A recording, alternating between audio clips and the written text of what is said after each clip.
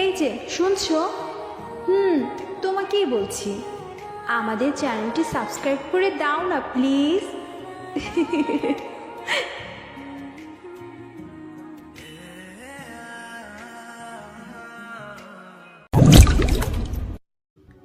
আমাদের এতই পর ভাবলেন না আপা? আপনার দুঃসময় আমাদের সাথে নিলেন না।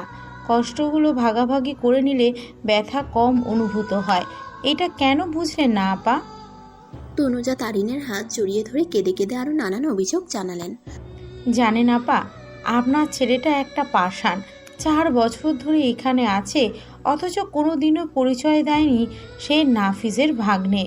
আর আপনি আপনি কিভাবে আপনার ভাইকে প্রতিশ্রুতিবদ্ধ করালেন যাতে কোনো দিনও আপনি না বলা পর্যন্ত আপনাদের পরিচয় আমাদের না জানায়? পৃথিবীতে কেউ অশুভ অপয়া অভিশপ্ত নয় আপা। বড় কথা, আমরা সবাই মানুষ। আল্লাহ মানুষের ভাগ্য তার জন্মেও বহু আগে লিখে রেখেছেন। আপনি কারো সম্পর্কে গেলেই তার অকল্যাণ হবে, এসব ভুল ধারণা আপা। আপনার কোনো কথাই আর শুনবো না আমি। আপনি আমার সাথে চলুন। বলেই তারিনের ব্যাগপত্র গোছাতে উদ্যত হলো তনুজা। কাপা কাপা হাতে মিসেস তারিন তনুজার হাত আঁকড়ে ধরে। তনুজার চোখের অশ্রু মুছিয়ে দিয়ে বলে উঠলেন, নাফিস কখনো ভুল করতে পারে না। আমার ভাইকে আমি চিনি। আমি জানতাম ও সমাজদার কাউকে জীবনসঙ্গী করবে, যে ওকে দেখেই ওর মন পড়ে ফেলবে। আজ অনেক আত্মতৃপ্তি পেলাম তোমাকে দেখে তনুজা। নাফিজের মুখে তোমার অনেক প্রশংসা শুনেছি। তোমাকে দেখার লোভ আমার বহু আগে থেকেই। আমার মনের ভ্রান্ত ধারণার জন্য আর সাহস পাইনি। মাফ করবে আমাকে। আমি অবশ্যই যাব তোমার সাথে তনুজা। আর মোহিতকে বকে দেব কেন ও পরিচয় গোপন করেছে তার জন্য। দরজায় দাঁড়িয়ে নাফিস মাহমুদ সবকিছু শুনছিলেন। নিজের বোনকে কত বছর পর এমন সাবলীলভাবে কথা বলতে শুনলেন। হিসেব করে গুনে গুনে বের করলেন নাফিস মাহমুদ। চোখের অশ্রু মুছে তারিনের বেডের কাছে এগিয়ে গেলেন। আপা, তুই 33 বছর 3 মাস 6 দিন পর আবার আমার আগের আপার মতো করে কথা বললি। আমি খুশিতে কথা বলতে পারছি না আপা। আমার এত খুশি লাগছে আপা। বলেই হাঁটু মুড়ে তারিনের বেডের পাশে বসে অঝরে কাঁদলেন নাফিস মাহমুদ। মোহিতের চোখ ঝাপসা হয়ে এলো। তার মা আবার আগের মতো কথা বলছে, মা আবার হাঁটবে চলবে, মোহিতের কান টানবে। সুখ কি সত্যি আবার ধরা দিতে চাচ্ছে? এই আবেগ ঘন মুহূর্তে স্বর্গ একটু বেশি আবেগী হয়ে গেল। ভুলে গেল সে একজন আর্মি ডক্টর। ভ্যা ভ্যা করে সকলের সাথে তাল মিলিয়ে কেঁদে উঠল। তুমি খুব খারাপ ফুপি, খুব খারাপ। তুমি তোমার সাথে সবাইকেই অনেক কষ্ট দিয়েছো। তোমাকে শাস্তি পেতে হবে ফুপি। মিসেস তারিন স্বর্গের গালে মুখে কপালে চুমু খেয়ে স্মিত হেসে ফ্যাসফ্যাসে কণ্ঠে বলে উঠল, কি শাস্তি দিবে তুমি আমাকে আম্মা? যা শাস্তি দিবে আমি মাথা পেতে নেব।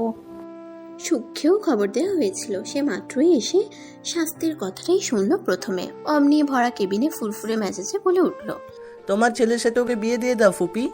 তোমার আর তোমার ছেলের যাবজ্জীবন শাস্তি ভোগ করা হয়ে যাবে।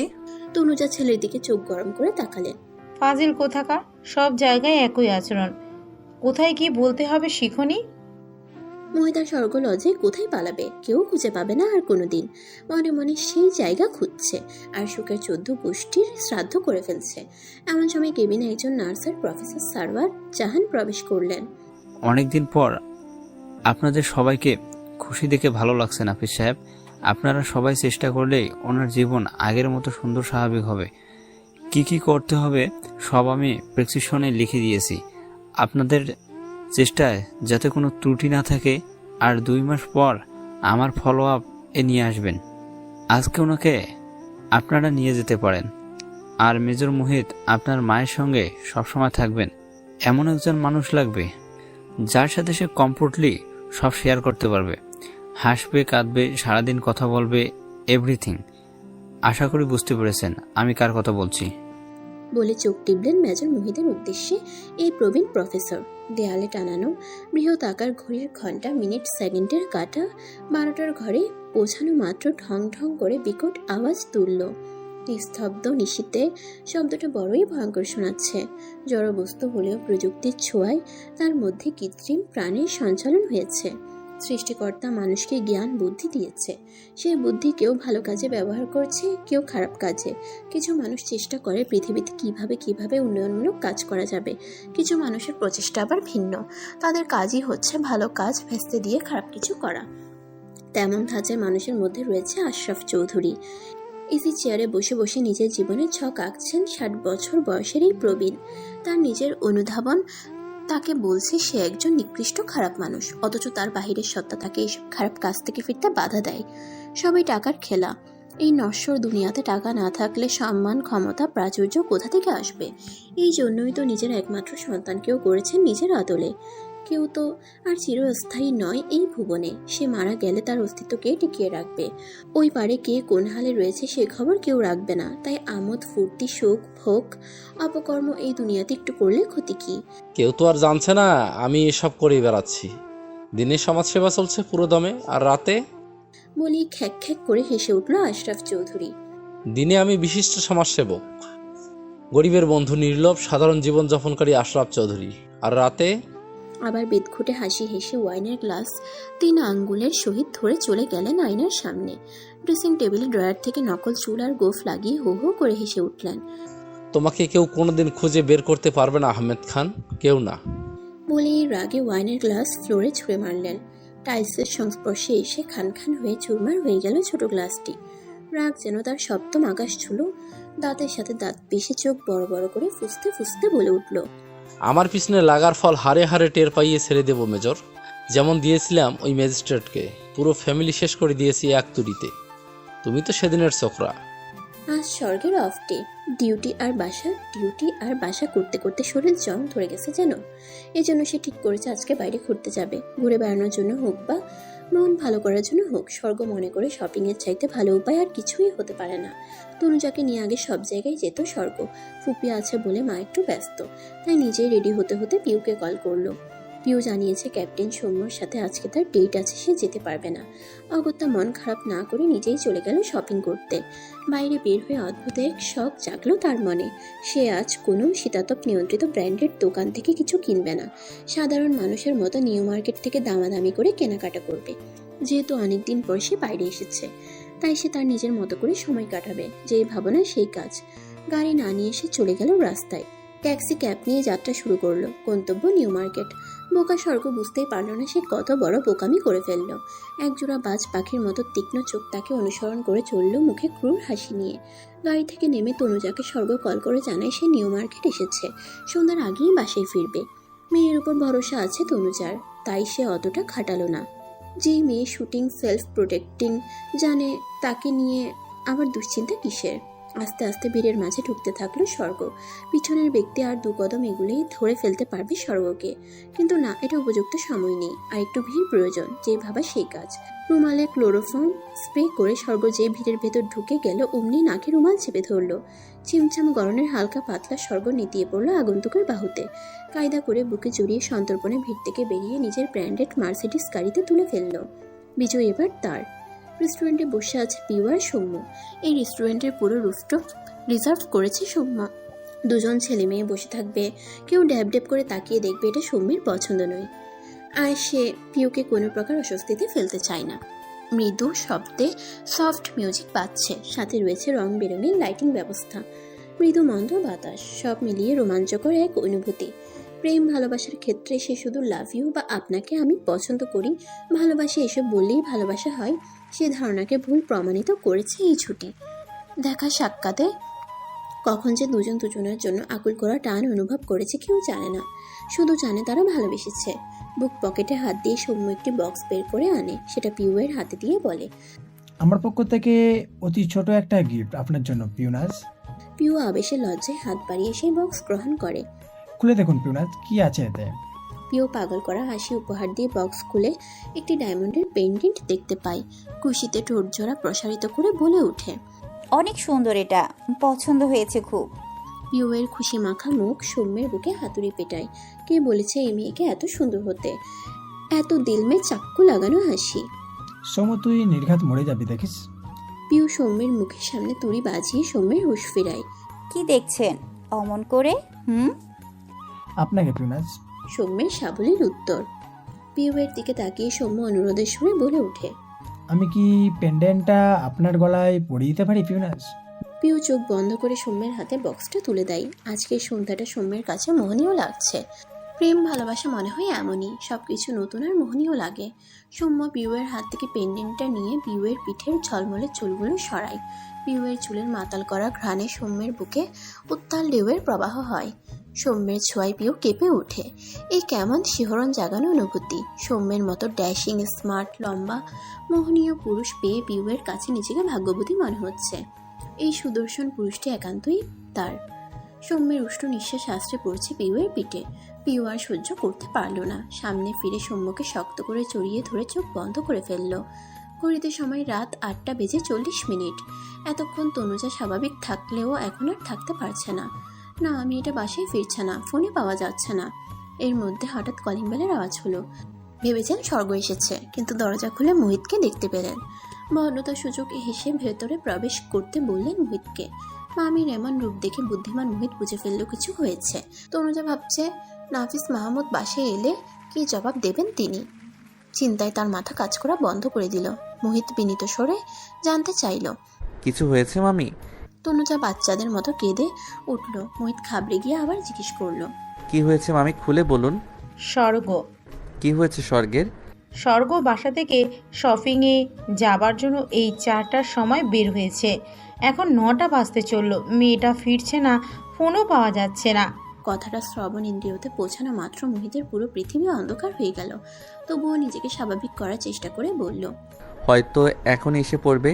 না বাবা, ও বলেছে সন্ধ্যা 7টার মধ্যে ফিরবে, আর ও সন্ধ্যার পর কখনো বাইরে থাকে না। উদ্বেগের সহিত মোহিত জানতে চাইল কোথায় গিয়েছে শপিংয়ে। তনুজা কেঁদে উত্তর করল, নিউ মার্কেট। আহিয়ানের কথা মনে পড়তেই বুকটা ধক করে উঠল মোহিতের। আমি দেখছি, চিন্তা করবেন না মামি। বলে দৌড়ে বাইরে বেরিয়ে এলো। জিপে উঠে বসে সৌম্যকে কল করলো। সৌম্যের কাছে ব্যক্তিগত বিষয় এক পাশে, ডিউটি আরেক পাশে। কেবলই দুজনে ডিনার টিক করতে স্টার্ট করেছে, হঠাৎই ফোনে রিংটোন বেজে উঠল। তড়িৎ গতিতে তা রিসিভ করে বলে ওঠে, জি স্যার। ও পাশ থেকে কি বললো তা পিউ শুনতে পেল না। সৌম্য আবার বলে উঠল, জি স্যার, পিউ দ্রুত খাবার শেষ করুন, আমাদের যেতে হবে। পিউ কিছু জিজ্ঞেস করার আগেই সৌম্য বলে উঠল, স্বর্গ ম্যামকে পাওয়া যাচ্ছে না, আমি মেজরের সাথে বের হব। আপনার বাসায় ঠিকানা বলুন তো দ্রুত। পিউয়ের বাসা রেস্টুরেন্ট থেকে বেশি দূরে নয়। সৌম্য যাবার পথেই ওকে নামিয়ে দিতে পারবে। দেরি না করে দুজনেই দ্রুত বিল মিটিয়ে বেরিয়ে যায়। পিউকে নামিয়ে দিয়ে সৌম্য মোহিতকে কল করে, স্যার আমি অপেক্ষা করছি, আপনি আসুন। ক্যাপ্টেন একটা নম্বর দিচ্ছি, ট্র্যাক করার চেষ্টা করবে কোথায় আছে। এসব কুট কাচালি বিষয়ে সৌম্য খুব এক্সপার্ট, কিন্তু ডিপার্টমেন্ট সৌম্যের এই গুণ জানে না। জানলে নির্ঘাত এই ভাইপার স্কোয়াড্রন থেকে সাইবার সিকিউরিটিতে ঢুকিয়ে দেবে। নাফিস মাহমুদ ডিপার্টমেন্টে জানিয়ে দিলেন কেউ তার মেয়েকে অপহরণ করেছে। ডিপার্টমেন্ট থেকে পুলিশ ইউনিট মুহূর্তেই ছড়িয়ে পড়ল সারা শহর। মোহিত মনে মনে সিদ্ধান্ত নিয়েছে, এটা যদি আহিয়ানই হয় সে ডিরেক্ট শুট করে দিবে। কিছুতেই মোহিতের বুনা জাল থেকে বের হতে দেবে না আহিয়ানকে। এবার সাবধান তনুজা, যাবার আগে বারবার হুঁশিয়ারি দিয়ে গেলাম আপা যাতে এসব বিষয় নিয়ে কিছু না জানে। আপার কন্ডিশন তোমার অজানা নয়, তোমাকে আপার সামনে শক্ত থাকতে হবে। যদিও মা হিসেবে এটা তোমার জন্য অনেক কষ্টের, আতঙ্কের, কিন্তু পরিস্থিতি এমন হয়ে গেছে এখন। আপা যদি এবারও শকড হয় তাহলে অবস্থা কত ভয়াবহ হবে আন্দাজও করতে পারবে না। তাই অনুরোধ করছি, আপা স্বর্গের বিষয়ে কিছু জিজ্ঞেস করলে বলবে জরুরি মিশনে ঢাকার বাইরে গেছে, আর বলবে চিন্তার কোনো কারণ নাই, মোহিত সাথে আছে। বলে মাথায় আর্মি ক্যাপ পরে গটগট পায়ে বেরিয়ে গেলেন নাফিস মাহমুদ। নরম তুলতুলে বিছানায় এলোমেলো হয়ে পড়ে রয়েছে স্বর্গ। এই দুনিয়াতে কি হচ্ছে সে বিষয়ে তার ধারণা নেই। বিভোর ঘুমের রাজ্যে পাড়ি জমিয়েছে সে, রূপকথার রাজকুমারীদের মতো। যে ঘুম রাজকুমার না এলে ভাঙবে না। কিন্তু কোথায় আছে সেই রাজকুমার? সে কি পৃথ্বীরাজের ঘোড়া নিয়ে স্বর্গকে উদ্ধার করতে আসবে এই রাক্ষসপুরী থেকে? ক্যাপ্টেন সৌম্য কিছু কি খোঁজ লাগাতে পারলে?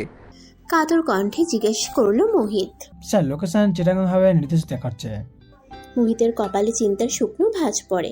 সারা শহর তন্ন তন্ন করে খুঁজেও আর্মি স্পেশাল পুলিশ ইউনিট নাফিস সাহেবের মেয়ের কোনো হদিস পেল না। আর্মি হেডকোয়ার্টারে বোর্ড মিটিং বসানো হলো।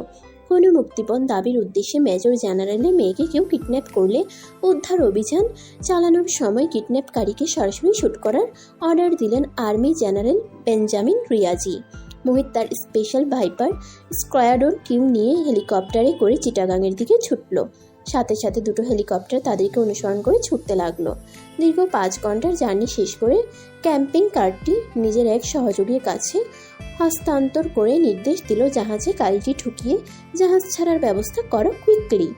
ঘুটঘুটে রাতের আধারে নিজের প্রাইভেট শিপ টেট সোলে স্বর্গকে শুয়ে দিল আগন্তুক। আশেপাশের কেউ এই বিষয়ে কোনো খবর রাখলো না। এবার আর কেউ তাদের নাগাল পাবে না। মেজর মোহিতকে আচ্ছা জব্দ করা গেল ভেবেই হো হো করে হেসে উঠল। সমস্ত শহরে সিসিটিভি ফুটেজ চেক করে এক অদ্ভুত ধরনের গাড়ির সন্ধান পেল পুলিশ ইউনিট, যা বিদেশে অ্যাভেলেবল কিন্তু বাংলাদেশে নয়। গাড়িটির স্পিড অন্যান্য গাড়ির চেয়ে দ্বিগুণ। সন্দেহর জাল বুনল তাদের মনে। আরও বেশি সন্দেহ পোক্ত হলো যখন দেখা গেল প্রত্যেকটি ট্রাফিক সিগন্যাল সেই গাড়ি চালক ব্রেক করেছে। গাড়ি চিটাগাংয়ের দিকে যাচ্ছে। গাড়ির নম্বর প্লেটও বাংলাদেশের নয়। দ্রুত পুলিশ ফোর্স হেলিকপ্টার নিয়ে চিটাগাংয়ের উদ্দেশ্যে যাত্রা করল। চিটাগাং বন্দরে এসে হেলিকপ্টার থেকে রশি ফেলল মোহিত। একে একে দড়ি বেয়ে নেমে এলো Mohit, Soumya, major Adrian, Ahiyas, lieutenant Miraj Kaisar. দ্রুত ঝাঁপিয়ে পড়ল বন্দরের নরম বালুতে। আশেপাশে তাকিয়ে গান পয়েন্ট করলো তারা, কিন্তু সন্দেহজনক কিছুই দেখা গেল না। হঠাৎই মোহিত সমুদ্রের দিকে খেয়াল করে দেখতে পেল একটি জাহাজ ভো ভো শব্দে সমুদ্রের আধারে মিলিয়ে গেল। মোহিতের পায়ের রক্ত মাথায় ছলকে উঠল। আরও দৃঢ় প্রতিজ্ঞবদ্ধ হলো এই শেষ দেখে ছাড়বে মোহিত। মেজর জেনারেল নাফিস মাহমুদ বারবার কপাল স্লাইড করছেন 2 আঙ্গুলের সহিত। মেয়েটার এই 24 বছরের জীবদ্দশায় কখনো একা ছাড়েননি তিনি। এত বড় মেডিকেলে পড়া মেয়েকেও হাতে ধরে কলেজের সামনে রেখে এসেছেন তিনি। সেই মেয়ে আজ কার না কার হাতে পড়েছে। স্বর্গের ভয়ার্ত চেহারা মনে করে নাফিস মাহমুদের বুকে তীক্ষ্ণ ব্যথা অনুভব করলেন। স্বর্গকে কিডন্যাপ কে করতে পারে তা মোহিত নাফিস মাহমুদকে জানিয়েছে। শুধু তাই নয়, ছেলেটি কি পরিমাণে দুর্ধর্ষ সেটার প্রমাণ নাফিস নিজেই।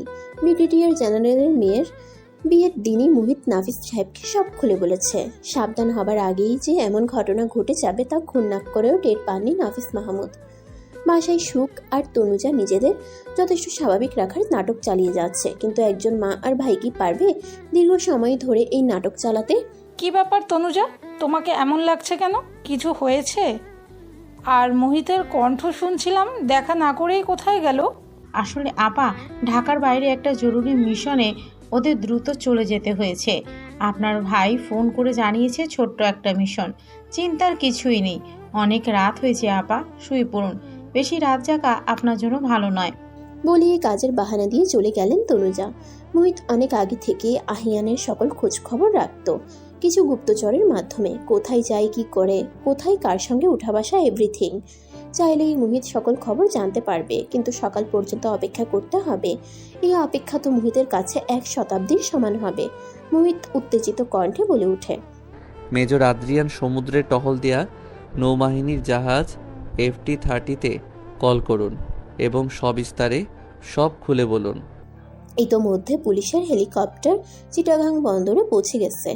তারা হেলিকপ্টারের মাধ্যমে লাইটিং পয়েন্ট করে নির্দিষ্ট সমুদ্র সীমানার উপরে চক্রাকারে ঘুরে সবকিছু পর্যবেক্ষণ করলো। কোথাও কিছু হদিস পেল না। নড়ে চড়ে উঠল স্বর্গ। মাথা ঝিমঝিম করছে। চোখ খুলতে গিয়েও খুলতে পারছে না। হাত পা নাড়াতেই প্রচুর দুর্বল লাগছে। বহু কষ্টে আখি পল্লব মিলে চারপাশে সবকিছু টাহল করতে পারলো। কিয়ৎক্ষণ বাদে বুঝতে পারলো সে একটি রুমে শুয়েছিল। শরীরে শক্তি সঞ্চয় করে ধীরে ধীরে এগিয়ে চলল দরজার পানে। কোনোভাবেই খুলতে পারলো না। শক্তিতেও আর কুলালো না। ক্ষীণ সুরে চিল্লাচিল্লি শুরু করে দিল স্বর্গ। কেউ আছেন? দরজাটা খুলুন প্লিজ। আমাকে এখানে আটকে রেখেছেন। আমি বাড়ি যাব। আমার বাবা মা চিন্তা করছে আমার জন্য। দরজাটা খুলে দিন। বলেই দরজায় হেলান দিয়ে ফুপিয়ে কেঁদে উঠল স্বর্গ। এরপর দৌড়ে উঠে গিয়ে নিজের মোবাইল, ব্যাগ সবকিছু সারা রুম তন্ন করে খুঁজল। কোথাও তার ব্যক্তিগত জিনিসগুলোর সন্ধান পেল না। এবার সে বুঝতে পেরে গেল কেউ তাকে কিডন্যাপ করেছে শিওর। তৎক্ষণাৎ মনে পড়ল মার্কেটে যাবার পথে একটা গাড়ি তার ট্যাক্সিকে ফলো করেছে। ড্রাইভার বারবার তাকে বলেছিল এই কথা। স্বর্গ আমলে নেয়নি। যদি তখন ট্যাক্সি ঘুরিয়ে বাসায় ফিরে যেত তাহলে আজ এই দুরবস্থা হতো না। কান্নার বেগ বেড়ে চলল স্বর্গের। পাশে থাকা বেডসাইড ধবধবে টেবিলটার উপর কিছু ফল আর একটা চাকু রাখা। চাকুটা প্যান্টের ভাঁজে লুকিয়ে ফেলল স্বর্গ। এরপর রুমে যা কিছু আছে সব ভাঙচুর শুরু করে দিল। সারা রুম ঝনঝন শব্দে আলোড়িত হলো নিমিষেই। কারো দৌড়ে আসা শব্দ পেতেই দরজার পিছনে লুকিয়ে পড়ল স্বর্গ। হাতে চাকুটা খুব সতর্কতার সহিত ধরে অপেক্ষা করতে লাগলো। স্বর্গ সেলফ প্রোটেক্ট জানে। সে গান পয়েন্ট থেকে শুরু করে বিপদে পড়লে কিভাবে নিজেকে রেস্কিউ করতে হবে এসব ট্রেনিং খুব ভালো মার্কসের সহিত অর্জন করেছে। খট করে খুলে গেল দরজা। সুযোগ বুঝে পিছন থেকে দৌড়ে লোকটির গলা বাহু দিয়ে চেপে ধরে এমনভাবে তাকে আঘাত করলো যে লোকটি মরবে না, কিন্তু আর উঠেও দাঁড়াতে পারবে না। হঠাৎই পিছন থেকে গমগমে কণ্ঠে কেউ বলে উঠল, well done baby, well done. বলেই হাততালি দেওয়া শুরু করলো। এমন পার্টনার আমি পছন্দ করি, যারা বিছানায় শুয়ে শুয়ে কাঁদে, আমার পায়ে পড়ে, তাদের উপর একদম ঘৃণা জমে গেছে। কিন্তু তোমাকে এমন রূপে দেখে তনু মন দুটোই চাঙ্গা হলো। বলেই স্বর্গকে পেছন থেকে হাত মুড়িয়ে বেঁধে ফেললো। লোকটির চেহারা দেখে স্বর্গ মুখের ভাষা হারিয়ে ফেললো। হ্যাঁ, এটা ওই বিয়ের দিনের অসভ্য লোকটা। এই লোক তাকে কেন ধরে এনেছে? তার সাথে কি কাজ? আপনার বকবকানি শুনতে একদম ভালো লাগছে না আহিয়ান চৌধুরী। ভালোই ভালোই আমাকে ছেড়ে দিন। যেতে পারলে যাও, বলে দরজা নির্দেশ করলো আহিয়ান। স্বর্গ দৌড়ে বাইরে বেরিয়ে এলো। পাথারিভাবে বাহিরে যাবার রাস্তা খুঁজতে লাগলো। স্বর্গের এমন পাগলামি দেখে কিটকিটিয়ে হেসেই যাচ্ছে আহিয়ান। তার এহেন রূপ স্বর্গের শরীরে জ্বালা ধরালো। এত সুন্দর চেহারার পিছনে এত ঘৃণিত রূপ ভেবেই একদলা থুতু ফেললো স্বর্গ।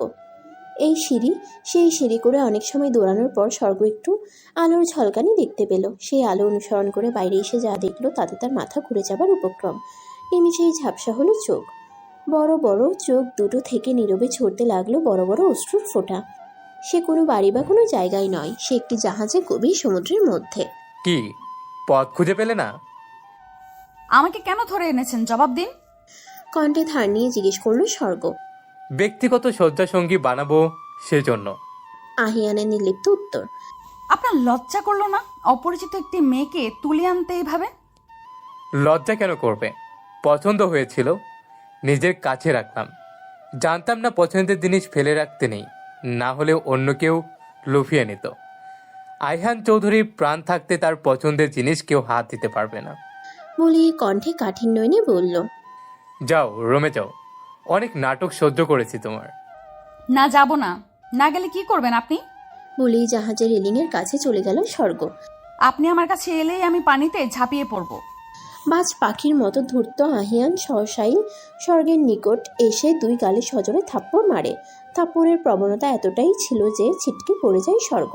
তার দুই গালেই হাতের আঙ্গুলের ছাপ বসে যায় এবং ঠোঁটের কোণা থেকে রক্ত বেরিয়ে যায়। এই 24 বছরের জীবনে তার বাবাও কোনোদিন তাকে একটা ধমক পর্যন্ত দেয়নি, আর এই অপরিচিত লোকটা তাকে রক্তাক্ত করে দিল। ভেবেই বাত না মানা অশ্রু ভিড় করলো নেত্রকোলে। কেটে গিয়েছে 72 ঘন্টা, কোনো খবরই কেউ জোগাড় করতে পারছে না।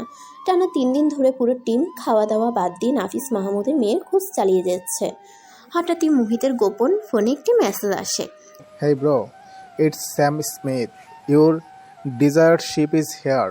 দ্রুত মুহিত দৌড়ে জেনারেলের রুমে চলে যায়। স্যার, ইমিডিয়েটলি আমাদের রাশিয়া যাওয়ার ব্যবস্থা করুন। আমার সাথে ক্যাপ্টেন সৌম্য যাবে, আর ওখান থেকে রাশিয়ান আর্মি মেজর নিকোলাস ও ক্যাপ্টেন ভলতেয়ার থাকবে। আর একটা কথা স্যার, ডিপার্টমেন্টের কেউ যাতে না জানে। আপনি তো জানেনই, কেউ আমাদের সব খবর বাইরে পাস করে দেয়। আমি চাই না এই অপারেশনে কোনো স্পয়লিং হোক। জেনারেল মুহিতকে ভরসা দিলেন। স্যার, ক্যাপ্টেন সৌম্য আর আমি যাব। একজন দেশদ্রোহীর শাস্তি কি হয় জানেন তো পিউ? আমাকে এই কথা কেন বলছেন ক্যাপ্টেন সৌম্য? বিচলিত কণ্ঠে জানতে চাইল পিউ। আপনাকে বলার পিছনে অবশ্যই কারণ আছে পিউ। কণ্ঠে গাম্ভীর্য এনে জবাব দিল ক্যাপ্টেন সৌম্য শাহরিয়ার। এরপর বলতে শুরু করলো। মেজর মোহিতের কথা অনুযায়ী আমি দীর্ঘদিন ধরে আপনার বাবা লেফটেন্যান্ট জেনারেল নাসের হায়দারকে ফলো করে আসছি। শুধু তাই নয়, ওনার সকল বিষয়ে খোঁজ খবরও নিয়েছি। কাউন্টমেন্টের ভেতরের সকল গোপন খবর উনি এবং আরেকজন অফিসার বাইরে প্রকাশ করেন টাকার বিনিময়ে। অবশ্যই যার তার কাছে নয়, এমন কারো কাছে যে দেশের কোনো কল্যাণ চায় না, যিনি নিজের আখের গোছাতে ব্যস্ত। একজন সেনা সদস্য হিসাবে আমাদের শপথ বাক্য কী হয় জানেন তো? শান্তিতে আমরা, সমরে আমরা। আমার উপর ন্যস্ত সকল দায়িত্ব আমি সততা ও বিশ্বস্ততার সহিত পালন করব।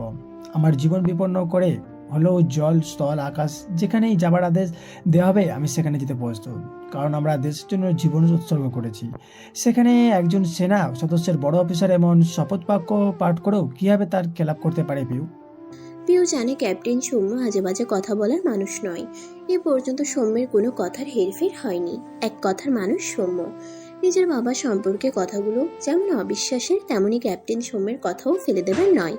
সৌম্য ভরাট কণ্ঠে আবার বলে উঠল, পিউ, আপনার কাছে আমার অনুরোধ থাকবে, আমার অবর্তমানে আপনার বাবার গতিবিধি লক্ষ্য রাখবেন। আমি রাশিয়া যাচ্ছি, কবে ফিরবো জানি না, আদৌ বেঁচে ফিরবো কিনা সেটাও আমি জানি না। আমি চাই আমার অনুপস্থিতিতে আপনি আপনার দায়িত্বটা পালন করবেন পিউ। বলেই সৌম্য পিউর হাত চেপে ধরল। পিউ নির্বাক হয়ে উচ্ছ্বসিত নয়নে সৌম্যের পানে নীরব দৃষ্টি দিল। মুখে কিছুই উচ্চারণ করতে পারল না। মেজর জেনারেল নাফিসের সামনে বসে আছে মোহিত। নীরবতা ভেঙে মোহিত গাম্ভীর্যপূর্ণ কণ্ঠে বলে উঠল, স্যার, 3 দিনের টানা প্রচেষ্টায় সকল বিবরণের ভিত্তিতে আমি জানতে পেরেছি ওইটা আহিয়ান চৌধুরীরই জাহাজ ছিল। সে ওই জাহাজের মাধ্যমে বাংলাদেশ থেকে রাশিয়াতে নারী শিশু পাচারের কাজ করে থাকে।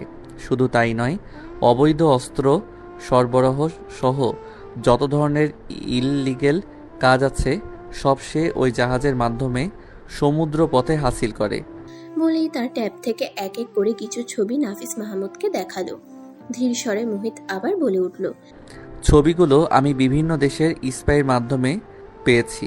ছবিগুলো দেখে নাফিস মাহমুদ অবাকের চূড়ান্ত পর্যায়ে পৌঁছে গেল। কণ্ঠ খাদে ফেলে উত্তেজিত হয়ে নাফিস মাহমুদ জানতে চাইলেন, তুমি এত কিছু জেনেও চুপ করে কেন আছো মোহিত? ডিপার্টমেন্টকে কেন কিছু জানতে দিচ্ছ না? স্যার, ডিপার্টমেন্ট জানলে বিভিন্ন তামাশা করে ওকে ধরে আনবে, বিচার হবে, রায় হবে, জেল হবে, কিন্তু সে ক্ষমতার দাপট খাটিয়ে আবার বেরিয়ে যাবে। এমনটি আমি হতে দিব না এবার। আমি ওকে সরাসরি ক্রসফায়ার করব। সে আমার বহুত পুরনো শিকার, পূর্বের অনেক হিসেব নিকেশ আছে তার সাথে আমার। কাতর কণ্ঠে নাফিস মাহমুদ বলে উঠলেন, জাহাজে রাশিয়া পৌঁছাতে কমপক্ষে 1 মাস সময় তো লাগবেই। এই সময়ের মধ্যেও যদি আমার মেয়ের কোনো ক্ষতি করে দেয়? কিছুই করবে না স্যার, খোঁজ নিয়ে জেনেছি সে স্বর্গকে 1 বছর ধরে ফলো করে যাচ্ছে। স্বর্গকে টাকা দাবি বা পাচারের স্বার্থে সে অপহরণ করেনি, এটা আমি নিশ্চিত, কিন্তু কোন উদ্দেশ্য নিয়ে করেছে সেটাও ধোঁয়ার সাথে রয়ে গিয়েছে। মোহিত আবারও গমগমে কণ্ঠে বলে উঠল, চাইলে সে বিমানে করে স্বর্গকে বিদেশ নিতে পারত, কিন্তু পাসপোর্টের ঝামেলা, এয়ারপোর্ট পুলিশের হয়রানি এসব এড়াতে সমুদ্র পথ বেছে নিয়েছে। আর যেহেতু জাহাজটি তার নিজের, এখানেও ঝামেলা কম, পোর্ট অথরিটি ওর সাথে অবৈধ কাজে জড়িত আছে। মোহিত বুকের উপর 2 হাত ভাঁজ করে অভিজ্ঞের ন্যায় বলে উঠল, আপনি চিন্তা করবেন না স্যার, স্বর্গ মিলিটারি ট্রেনিং ভালো মার্কস নিয়ে কমপ্লিট করেছে। এটা শুধু আমি নই, আপনিও ভালো করে জানেন। চাইলেই যে কেউ যখন তখন ওর ক্ষতি করতে পারবে না, ও নিজেকে সেফ রাখতে পারবে। আমি জেনারেলকে বলেছি দ্রুত আমাকে রাশিয়া পাঠাতে। আহিয়ান পৌঁছানোর আগে আমাদের গিয়ে সব পজিশন ক্লিয়ার করতে হবে সেখানে। গত বছর মঙ্গোলিয়াতে যেই মিশনে গিয়েছিলাম, সেই মিশনে রাশিয়ার কিছু আর্মড ফোর্স ছিল। সেখানকার মেজর নিকোলাস আর ক্যাপ্টেন ভলতেয়ারের সাথে আমাদের টিমের খুব ভালো সখ্যতা গড়ে উঠেছে। ওই মিশনে আমরা ওদের অনেক হেল্প করেছিলাম। তারা বলেছিল কোনো দিন কোনো কিছুর প্রয়োজনে রাশিয়া এলে সেই সাহায্যের বিনিময় দেবে। সেই হেল্প নেয়ার এটাই মোক্ষম সময়। আমি মেইল করে সব জানিয়েছি তাদের, আমাকে যে কোনো হেল্প করতে তারা প্রস্তুত। মোহিত নরম সুরে নাফিস মাহমুদকে বলল, আমার মাকে শুধু সামলে রাখবেন স্যার। আমি যদি আর না ফিরি, আমার মাকে আপনি সময় সুযোগ বুঝে নামিরার কাছে পাঠিয়ে দেবেন। আপনার কাছে আমার শেষ অনুরোধ থাকলো স্যার। একদিকে প্রাণপ্রিয় মেয়ের চিন্তা, অন্যদিকে মোহিতের চিন্তায় মুখের ভাষা হারালেন মেজর জেনারেল নাফিস মাহমুদ। মোহিতকে সান্ত্বনা দেবার কোনো ভাষা খুঁজে পেলেন না তিনি, শুধু পিঠে চাপড় দিয়ে স্থান ত্যাগ করলেন। বন্দি রুমে সময় কথা হয়েছে, কিছুই টাহর করতে পারছে না স্বর্গ। আদৌ এখান থেকে মুক্তি মিলবে নাকি এখানেই পচে মরতে হবে? কোথায় নিয়ে যাওয়া হচ্ছে তাকে, কি প্রয়োজনে, কিছুই সে জানে না। তুমি যাবার পাত্রী নয় স্বর্গ, যে কোনো প্রকারে তাকে শক্ত থাকতে হবে। নিজেকে এত দ্রুত ধরাশায়ী করা যাবে না। নিজেকে শক্ত সমর্থ রাখতে হলে প্রথমে প্রয়োজন খাবার, যেই ভাবনা সেই কাজ। নিজেকে বন্দি দেখতে পেয়ে স্বর্গ স্বাভাবিক থাকতে পারেনি। তার মধ্যে সাজানো ফল দেখে মাথা আরো গরম হয়ে গিয়েছিল, এজন্য সব কিছু ছুঁড়ে ফেলেছে। রুমের কোনায় উকিঝুঁকি করে বেডের নিচ থেকে থেতলে যাওয়া একটা আপেল বের করে আনলো স্বর্গ। যেই কামড় বসাতে যাবে অমনি দরজা খোলার শব্দ পাওয়া যায়। ব্যাঙ্কেটের তলায় আপেল লুকিয়ে চোখ বন্ধ করে ঘুমের ভান ধরে পড়ে রইল Swarga. Ma'am please take your food. মেয়েলি স্বর শুনে অবাক হয়ে দ্রুত চোখ খুলে স্বর্গ খাবার ট্রলি সমেত একজন বিদেশি মেয়েকে দেখতে পায়। শারীরিক গড়ন, পোশাক আর প্রসাধনীর জন্য সঠিক বয়স অনুমান করা যাচ্ছে না, তবুও স্বর্গের মনে হলো মেয়েটি 28 কি 30 বছরের মহিলা। স্বর্গ চোখ টিপে পড়ে রইল। মেয়েটি আবারও নরম সুরে বলে উঠল, ma'am please take your food. If you don't take your food sir will kill me. এবার নড়ে চড়ে উঠল স্বর্গ, বিছানা ছেড়ে উঠে বসলো এবং মেয়েটির উদ্দেশ্যে বলল, I will take it, but you have to taste this food first. কথাটি বলে স্বর্গ মেয়েটির দিকে নির্লিপ্তভাবে তাকিয়ে রইল। মেয়েটি একটু ইতস্তত করে একটা কাটা চামচ আর নাইফ হাতে নিল। স্টেকের এক কোণা থেকে একটু কেটে মুখে পুরল। এরপর সেগুলো ওয়াশ করে নতুন চামচ আর নাইফ আনতে চলে গেল। স্বর্গ মনে মনে স্থির করলো এই মেয়েটির সাথে সখ্যতা করে প্রয়োজনীয় তথ্য হাসিল করবে। মাঝে পেরিয়ে গেছে আরও 4 দিন। মোহিত আর ক্যাপ্টেন সৌম্য দুবাই এয়ারপোর্টে বসে পরবর্তী বিমান ছাড়ার অপেক্ষা করছে। খুব ছোট ছোট পোশাক পরিহিত আমেরিকান এক মেয়ে পায়ের উপর পা তুলে মোহিতের সামনে বসে পড়ল। মোহিত সেটা দেখেও না দেখার ভান করলো। মেয়েটি মোহিতের দৃষ্টি আকর্ষণের জন্য বারবার বিভিন্ন ইঙ্গিত করেই যাচ্ছে। মোহিত ব্ল্যাক কালারের জ্যাকেট, ব্ল্যাক জিন্স, সাথে ম্যাচিং বুটস পরেছে। মোহিতের সৌন্দর্যে মেয়েটি চোখ সরাতে পারছে না। হঠাৎ মেয়েটির ইঞ্জিনে কণ্ঠে বলে উঠল, বলে মোহিতের দিকে হাত বাড়িয়ে দিল। মোহিত অন্যদিকে ঘুরে উত্তর দিল, sorry, I am not interested. মেয়েটি তবুও নির্লজ্জের মতো এটা সেটা হেসে হেসে বলে মোহিতের উপর ঢলে পড়তে চাইছে। সৌম্য দাঁতে দাঁত চেপে কোনো মতে বসে রইল। তাদের মাথায় এখন কিভাবে স্বর্গকে রেস্কিউ করে মিশনটা সাকসেস করা যাবে সেই চিন্তা। সৌম্যের কাছে এই মেয়েটাকে এখন উটকো ঝামেলা মনে হচ্ছে। মোহিত খেয়াল করলো হঠাৎ মেয়েটি ব্যাগের চেইন খুলে কিছু বের করার চেষ্টা করছে আর তীক্ষ্ণ দৃষ্টিতে মোহিতের দিকে তাকিয়ে আছে। সচেতন হলো মোহিত। আশেপাশের কাউকে বিশ্বাস নেই, যখন তখন দাবার চাল উল্টে যেতে পারে। মেয়েটি ব্যাগ থেকে কিছু বের করার আগেই মোহিত তার কোমরে থাকা সেলফ ডিফেন্সের লাইসেন্স করা রিভলভার মেয়েটির মাথা বরাবর পয়েন্ট করে। মেয়েটি ভয়ে চোখ বড় বড় করে ফেলে। ব্যাগ থেকে মেয়েটিকে হাত বের করতে বলে মোহিত। মেয়েটি বিচলিত হয়ে ভয়ে ভয়ে একটি ভিজিটিং কার্ড বের করে আনে। মোহিতের এমন কাণ্ডে এয়ারপোর্ট সিকিউরিটি পুলিশ দৌড়ে এসে মোহিতকে হ্যান্ডস আপ করতে বলে। সৌম্য গোপনে তাদের আইডেন্টি কার্ড দেখিয়ে দিলে পুলিশ তাদের সরি বলে এবং সমস্ত ঘটনা জানার পর মেয়েটিকে থমকে তাড়িয়ে দেয়। প্লেন ছাড়ার সময় হয়েছে। মোহিত আর সৌম্য বিজনেস ক্লাসে তাদের সিটে বসে রয়েছে। ব্যাগ থেকে ট্যাব বের করে সৌম্য আর মোহিত নিজেদের কাজের ছক এঁকে ফেললো। এবার পালা রাশিয়া পৌঁছানোর। সময় রাত 11:15। আশরাফ চৌধুরী নিজের পছন্দের পুরনো দিনের গান ইজি চেয়ারে বসে বসে শুনছেন আর ঝিমোচ্ছেন। এমন সময় বিকট শব্দে ফোনের রিংটোন বেজে উঠল। বিরক্তিতে মুখে খারাপ গালি এনে বললেন, কোন ছুটি এত রাতে কল করে বিরক্ত করছে তাকে দেখে নেবে। নাসের হায়দার হারামজাদা এত রাতে কেন ফোন করেছে? কৌতূহলী হয়ে ফোন কানে তুলে বললেন, কিরে শালা, নিজের ঘুম নেই বলে অন্য কেউ ঘুমোতে দিবি না? নাসের হায়দার হিসিয়ে বলে উঠল, আরে রাখো তোমার ঘুম। তোমার ছেলে যে মেজর জেনারেলের মেয়েকে অপহরণ করে ডুব দিয়েছে সে খবর রাখো। পুরো ডিপার্টমেন্ট হাত ধুয়ে পড়ে আছে তোমার ছেলেকে ক্রস ফায়ার করতে। কোথায় আছে তোমার ছেলে? তাকে সাবধান হয়ে যেতে বলো, না হলে কিন্তু এবার আর রক্ষে নেই। আর এই খবরের জন্য আমার অ্যাকাউন্টও 2 লাখ পাঠিয়ে দিও। বলেই খ্যাক খ্যাক করে হেসে লাইন কেটে দিল নাসের হায়দার।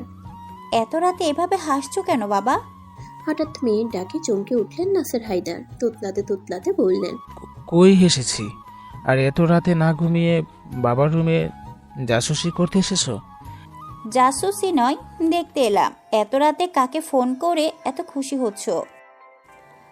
আমি কি তোমার খুব লস করে ফেললাম বাবা?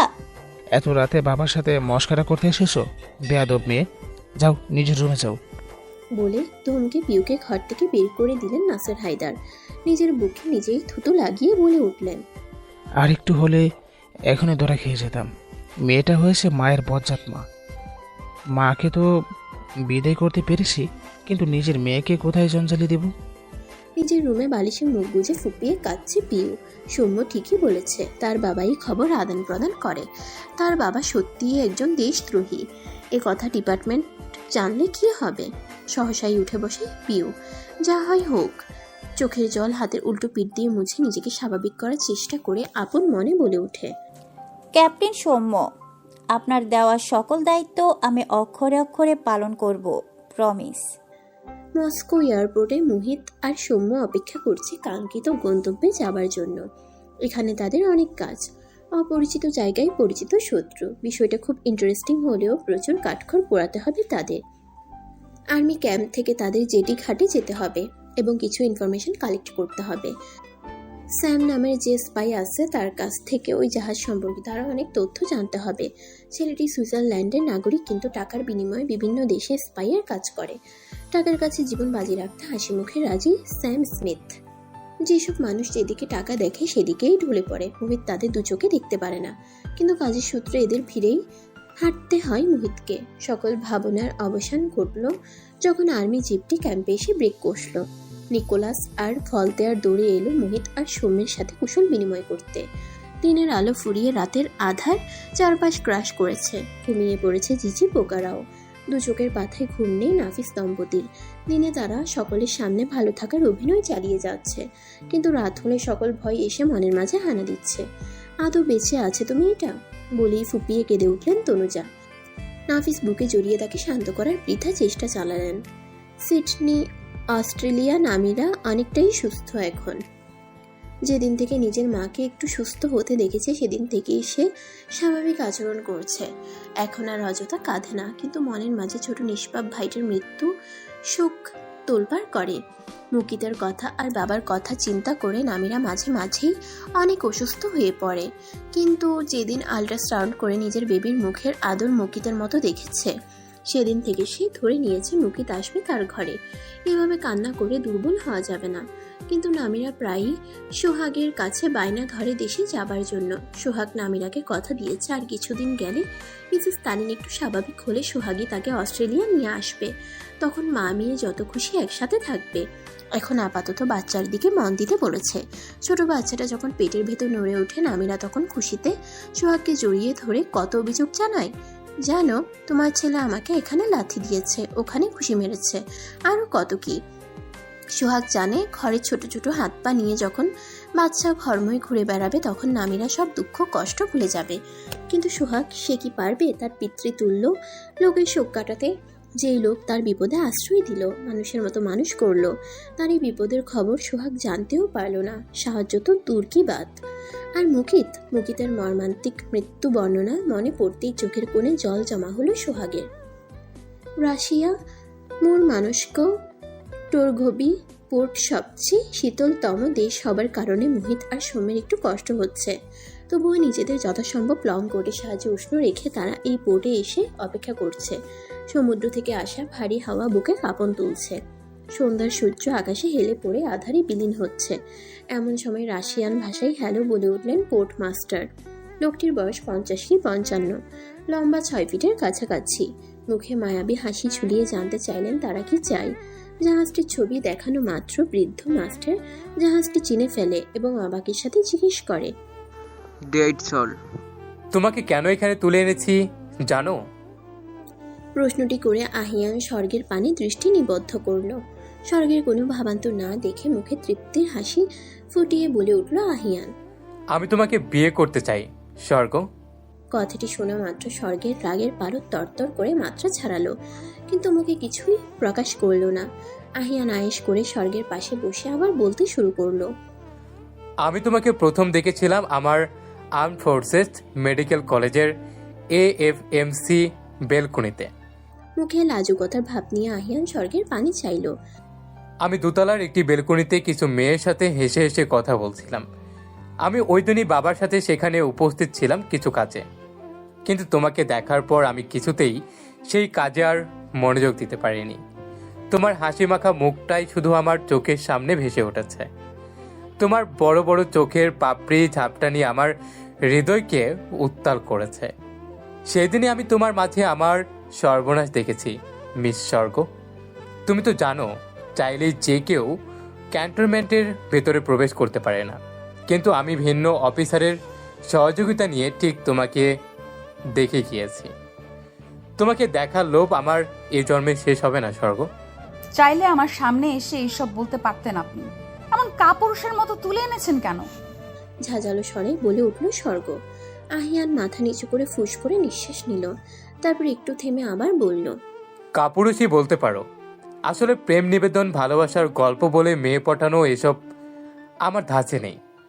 আমি শুধু জানি যেটা আমার চোখে পড়েছে সেটাই আমার লাগবে, এবং শুধু সেটা শুধুই আমার। তোমার জন্য ওই 2 টাকার মেজর মোহিতের চোখে আমি মুগ্ধতা খুঁজেছি। কত বড় সাহস তার আমার সামনে থেকে তোমাকে উঠিয়ে নিয়ে যায়। বলেই রাগ সংবরণ করতে না পেরে পাশে থাকা আয়নায় ঘুষি মারে আহিয়ান। পেশিবহুল হাতের ঘুষিতে ঝনঝন শব্দে ভেঙে যায় দেয়ালে থাকা আয়না। স্বর্গ চমকে উঠে কিন্তু একদম ভড়কায় না। আহিয়ানের হাত কেটে চুইয়ে চুইয়ে রক্ত ঝরছে। একজন ডক্টর হিসেবে স্বর্গের খারাপ লাগা স্বাভাবিক, কিন্তু তার লাগছে না। এই লোকের কারণে আমার বাবা মা ভাই সবাই অবশ্যই সাফার করছে। আর মুহিত, সে কি আমাকে খুঁজবে নাকি অন্য কোনো কাজে ব্যস্ত হয়ে যাবে? পোর্ট মাস্টারের কাছে ডেড সোল এর নাম শুনে মোহিত আর সৌম্যের চোখ চকচক করে ওঠে। তার মানে তারা সঠিক জায়গাতেই এসেছে। পরক্ষণেই তাদের আশার প্রদীপ নিভে যায় যখন পোর্ট মাস্টার জানায় আগামী 3 মাসের মধ্যে এই জাহাজ এই ঘাটে নোঙর ফেলবে না বলেই শিডিউল বইটি মেজর নিকোলাসের হাতে দিল বৃদ্ধ। নিকোলাস আর ভলতেয়ার সবগুলো কাগজ উল্টে পাল্টে দেখে মোহিতকে ইংলিশে সব বুঝিয়ে দিল। মোহিতের মনে আগ্নেয়গিরির হুতাশন জ্বলে উঠল। যে আশা বুকে বেঁধে এখানে এসেছে, তবে কি তা পূরণ না করে ব্যর্থ হয়ে ফিরে যেতে হবে?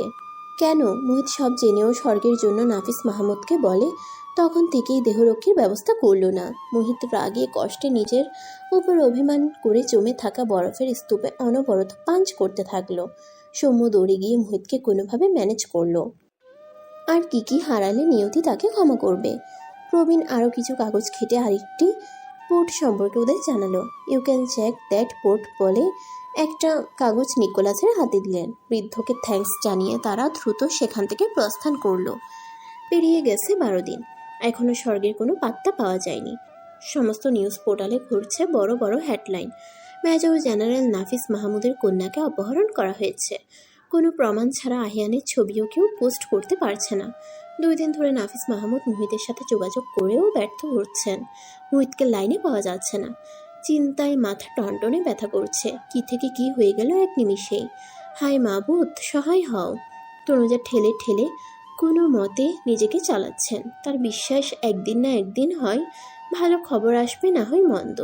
যখন নাফিস মাহমুদ বিদেশে মিশনে যেতেন তনুজাকে বুঝাতেন, আমি আর না ফিরলে বুঝবে আমি ওপারে চলে গিয়েছি। তোমাকে শক্ত হতে হবে তনুজা, তুমি একজন দেশ রক্ষকের স্ত্রী। তোমার মন দুর্বল হলে কিভাবে চলবে তনুজা? প্রথম তনুজা অনেক ভয়ে ভয়ে থাকতো, নাফিস ফিরবে তো। কিন্তু ধীরে ধীরে তনুজা সেই ভয়কে জয় করে মনকে কঠিন করতে পেরেছে। তবে আজ কেন সেই কঠিন মনে আবার ভয় এসে হানা দিচ্ছে? মাতৃ হৃদয় বলেই কি এমন? আর ভাবতে পারে না তনুজা। স্বর্গের নিষ্পাপ মুখটা মনে পড়তেই কপাল বেয়ে ভারী বর্ষণ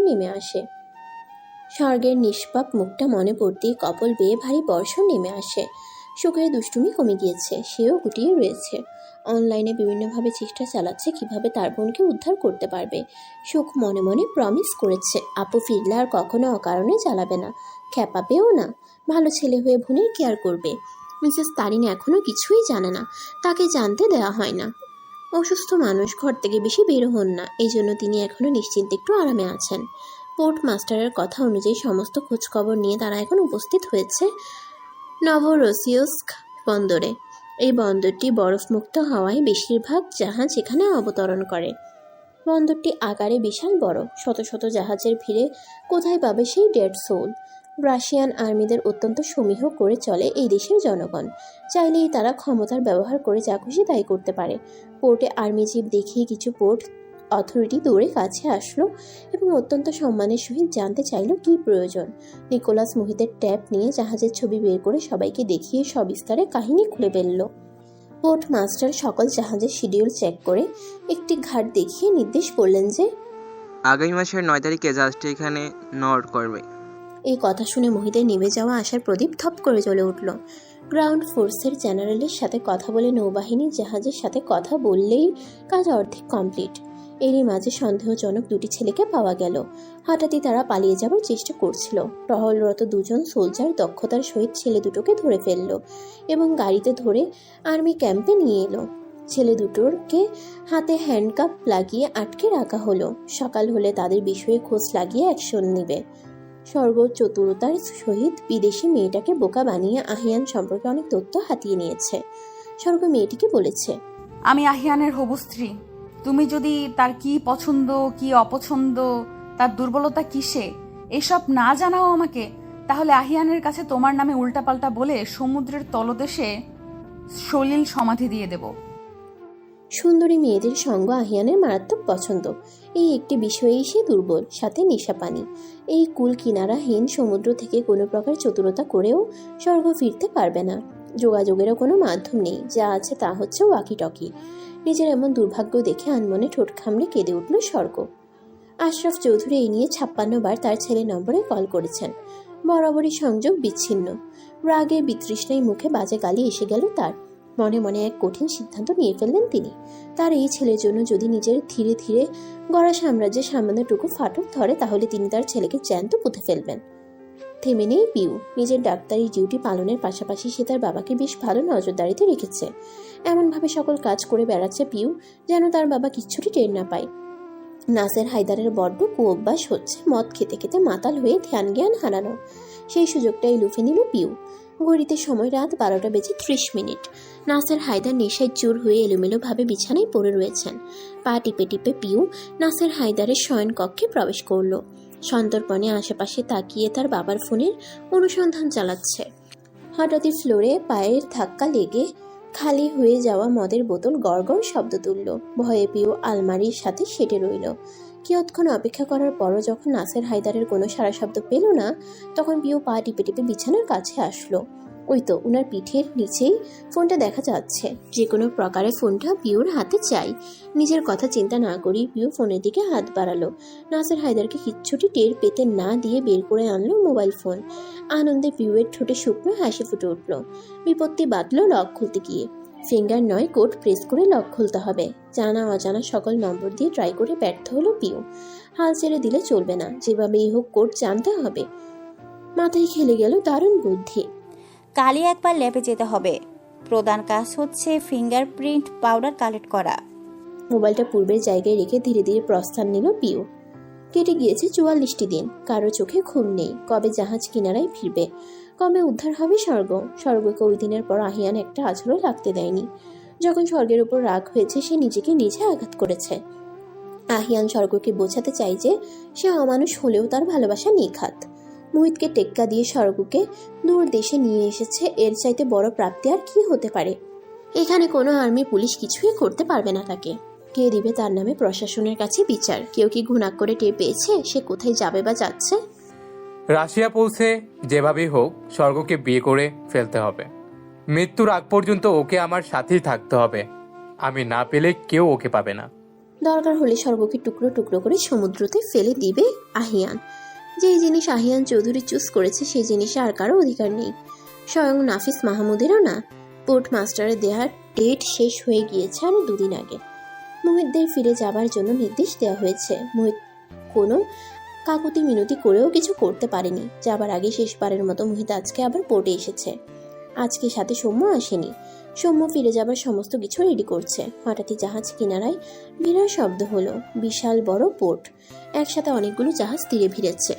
যাত্রী, মালামাল, খদ্দেরের ভিড় সব মিলিয়ে এক গোলক ধাঁধার মধ্যে পড়ে গেল মোহিত। জেটি ঘাট নিমিষেই লোকে লোকারণ্য হয়ে গেল। স্বর্গের চারপাশে আহিয়ান কয়েকজন রুশ মেয়ে নিয়োজিত করে দিল আর কঠিন হুঁশিয়ারি জারি করলো। পোর্টে স্বর্গ কোনোরূপ ঝামেলা করলে ওকে শেষ করবে তো করবেই, সাথে নিজের বাবা মা ভাইকেও তার দাম চুকাতে হবে। ভয়ে ঘৃণায় স্বর্গ নিষ্প্রাণ হয়ে রইল।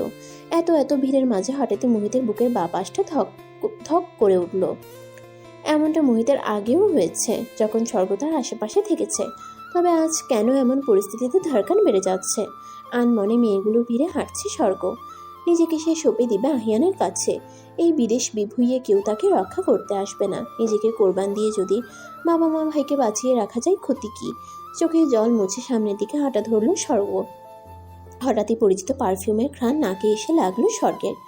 মোহিতের কথা মনে পড়তেই দু চোখ বেয়ে গড়িয়ে পড়ল মোটা মোটা অশ্রুদানা। আপনাকে আমার ভালোবাসার কথাটা জানানো হলো না মেজর। আমি আপনাকে ভালোবাসি মেজর মোহিত ওয়াসিফ, ভালোবাসি। আহিয়ান চোখ মুখ ঢেকে দ্রুত বেগে পোর্ট থেকে বেরিয়ে গেল। পোর্ট অথরিটির সাথে কিছু কাজ আছে, সেগুলো কমপ্লিট করে দ্রুত বের হতে হবে এখান থেকে। যাবার আগে মেয়েগুলোকে নির্দেশ দিয়ে গেল কোথায় কিভাবে স্বর্গকে পৌঁছাতে হবে। শীতের তীব্রতায় মোহিত নিজেকে এমনভাবে ঢেকে রেখেছে, শুধু চোখ দুটো ছাড়া আর কিছুই দেখা যাচ্ছে না। মোহিত দিক বিদিক শূন্য হয়ে ঘুরে বেড়াচ্ছে, কোনোভাবেই হৃৎপিণ্ডের লাফানো থামছে না। বুকে শুকনো ব্যথার আলোড়ন সৃষ্টি করেছে এই স্পন্দন। এত এত মানুষের ভিড়ে হঠাৎই স্বর্গের চোখ যায় ড্রিপ ব্রাউন ট্রেঞ্চ কোট পরিহিত এক যুবকের দিকে। চেহারা দৃশ্যমান নয়, গ্রে কালারের মাফলারে সে মুখ গলা ঢেকে রেখেছে, শুধু চোখগুলো বের করা। পরনে হালকা ব্রাউন সোয়েটার, ব্ল্যাক জিন্স আর বুটস।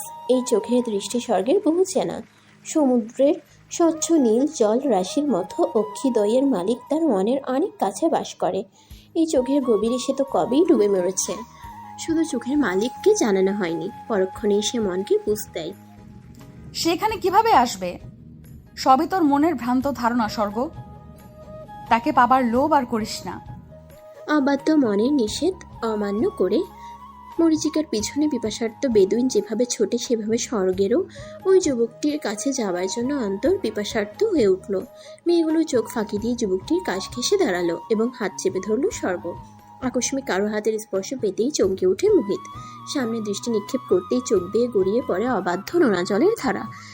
অ্যাবাক্যান রাশিয়া ঘড়িতে সময় রাত 11:30, যা বাংলাদেশের সময় অনুযায়ী 3 ঘন্টা পিছিয়ে। চারপাশে পাকা গম ক্ষেতের বিস্তার, গমের শীষের উপর কুয়াশার আস্তরণ মাকড়সার জালের মতন মনে হচ্ছে। উত্তরীয় শৈত্যপ্রবাহ হাত পা জমিয়ে দেবার জন্য যথেষ্ট। তাপমাত্রা 7 ডিগ্রি সেলসিয়াস। কুয়াশায় আকাশের চাঁদটা ঝাপসা হয়ে মৃদু আলো ছড়াচ্ছে। হাওয়ার দাপটে গম ক্ষেতের উইন্ডমিলগুলো ক্যাচ ক্যাচ শব্দ তুলে ঘূর্ণায়মান হচ্ছে। চারপাশ নিস্তব্ধ শুনশান। মাঝে মাঝে অ্যাবাকের নদীর তীর থেকে বাইসনের হাড় হিম করা হুঙ্কার ভেসে আসছে। গম ক্ষেতের জমি থেকে সামান্য উঁচু ভূমিতে ছোট একটি দুতলা বিশিষ্ট কাঠের বাড়ি দেখা যাচ্ছে। সেখানে জ্বলছে মৃদু হলুদ আলোযুক্ত লাইট। বাড়িটির পাহারায় রয়েছে রাইফেল হাতে 7 জন তাগড়া জোয়ান ছেলে। প্রত্যেকের উচ্চতা গুনে গুনে 6 ফিট, সাথে জিম করা মাসেলযুক্ত বডি। এদের এক একজনের খুশির ওজন কমপক্ষে 250 থেকে 300 পাউন্ড হবে। এদের সামনে কোনো সাধারণ মানুষ শক্তিতে টিকতে পারবে না। বাড়িটির চারপাশে ঘিরে ফেলেছে রাশিয়ান গ্রাউন্ড ফোর্স। সকলের হাতে একটি করে AK-47 রাইফেল রয়েছে, যা বাড়িটির দিকে তাক করা। শুধু অপেক্ষা মেজরের সিগন্যালের। বিয়ার ক্রলিং করে সৌম্য মোহিতের নিকট এগিয়ে এলো। স্যার, পজিশন নেওয়া হয়ে গেছে, আপনি সিগন্যাল দিলেই শুট করব। মোহিত হাতের সাহায্যে ইশারা দিয়ে সৌম্যকে পজিশন হোল্ড করতে বলল। বাড়িটির চারপাশে ছড়িয়ে ছিটিয়ে আছে 50 জন আর্মি, তাদের leader major Nicolas.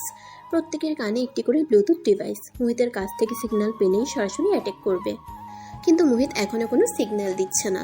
MK-4 রাইফেলটিকে rifle স্ট্যান্ডের উপর রেখে 6x স্কোপটিতে দৃষ্টি নিবদ্ধ করে ভিতরের অবস্থা দেখে নিল মোহিত। এই রাইফেলটি মোহিত খুব ভালো চালাতে পারে। একসাথে 30টি গুলি লোড করা যায় এবং একটানা শুট করা যায়। শুটিং রেঞ্জে যথেষ্ট ভালো। মোহিত এখন যে পজিশনে আছে, শত্রুপক্ষ তার থেকে 575 মিটার দূরে। এই রাইফেলের সহায়তায় সে 600 মিটার রেঞ্জের ভেতর গুলি ছুটতে পারবে। প্রথম শুটেই টার্গেট বরাবর পৌঁছানোর রেকর্ড আছে মোহিতের। এজন্য একবার সে সেরা গোলন্দাজের পুরস্কারও পেয়েছিল। জীবনে খুব কম টার্গেটে মিস হয়েছে মোহিতের হাত দিয়ে। তবে আজ কেন মনে এত ভয়, এত অনিশ্চয়তা নিজের উপর? মানুষটি তার একান্ত ব্যক্তিগত বলেই কি মনে এত দ্বিধা, এত ভয়? বাংলাদেশ সময় অনুযায়ী ঘড়িতে বরাবর 1টা বেজে উঠল। আর্মি জেনারেলের কেবিনে বসে আছেন ব্রিগেডিয়ার জেনারেল নাফিস মাহমুদ, মেজর আদ্রিয়ান আহিয়াজ, 2 জন ক্যাপ্টেন, 2 জন লেফটেন্যান্ট। মোহিত সকালে তাদের ইনফর্ম করেছে স্বর্গকে রাশিয়াতে আনা হয়েছে এবং কোথায় রাখা হয়েছে মোহিত তা জানে। আজ রাতেই মোহিত অপারেশন চালাবে। প্রত্যেকে অধীর আগ্রহে বসে আছে কখন এই মিশন শেষ হবে। মোহিতকে অর্ডার দেওয়া হয়েছে আহিয়ানকে কোনো প্রকার ক্ষতি পৌঁছানো ছাড়া দেশে ফিরিয়ে আনা, কিন্তু মিশন চলাকালে গুলি লাগলে সেটা ভিন্ন কথা। মোহিত কি আর্মি জেনারেলের আদর্শ পালন করবে এবার? নামাজে বসে আল্লাহর দরবারে মোনাজাতে অঝর ধারায় কাঁদছেন তনুজা। ইয়া রাব্বুল আলামিন, আমি তো কখনো আমার নিজের জন্য তোমার কাছে কিছু চাইনি। নিজের স্বামী সন্তানের মঙ্গলের জন্য দোয়া চাওয়া কি অন্যায়? সন্তানের জন্য নাকি তোমার দরবারে দোয়াসমূহ দ্রুত কবুল হয়? আমি এক অসহায় মা, আমার সন্তানের সুরক্ষার জন্য দোয়া ভিক্ষা চাচ্ছি। আমার বাচ্চাটাকে সহি সালামতে কোনো চোট পৌঁছানো ছাড়া আমার বুকে ফিরিয়ে দাও। গভীর রাত, কিন্তু স্বর্গের চোখে কোনো ঘুম নেই। স্বর্গ ঠিকই ছিল, স্বর্গের মন মিথ্যে বলেনি। পেয়েছে সে এই অপরিচিত দেশে তার চেনা পরিচিত একান্ত ব্যক্তিগত পুরুষটির স্পর্শ। কিন্তু সে স্পর্শ 1 মিনিটও স্থায়ী হয়নি। মুহিতের চোখে স্বর্গ দেখেছে তার জন্য কাতরতা। স্বর্গ যখন অচেনা যুবক মনে করেও মুহিত ভেবে হাত চেপে ধরেছে এই আশায় যে আল্লাহ আমার জীবনে যদি কোনো দিন আমি একটা হলেও ভালো কাজ করে থাকি, সেই কাজের উসিলায় এই ছেলেটিকেই মেজর মুহিত বানিয়ে দাও।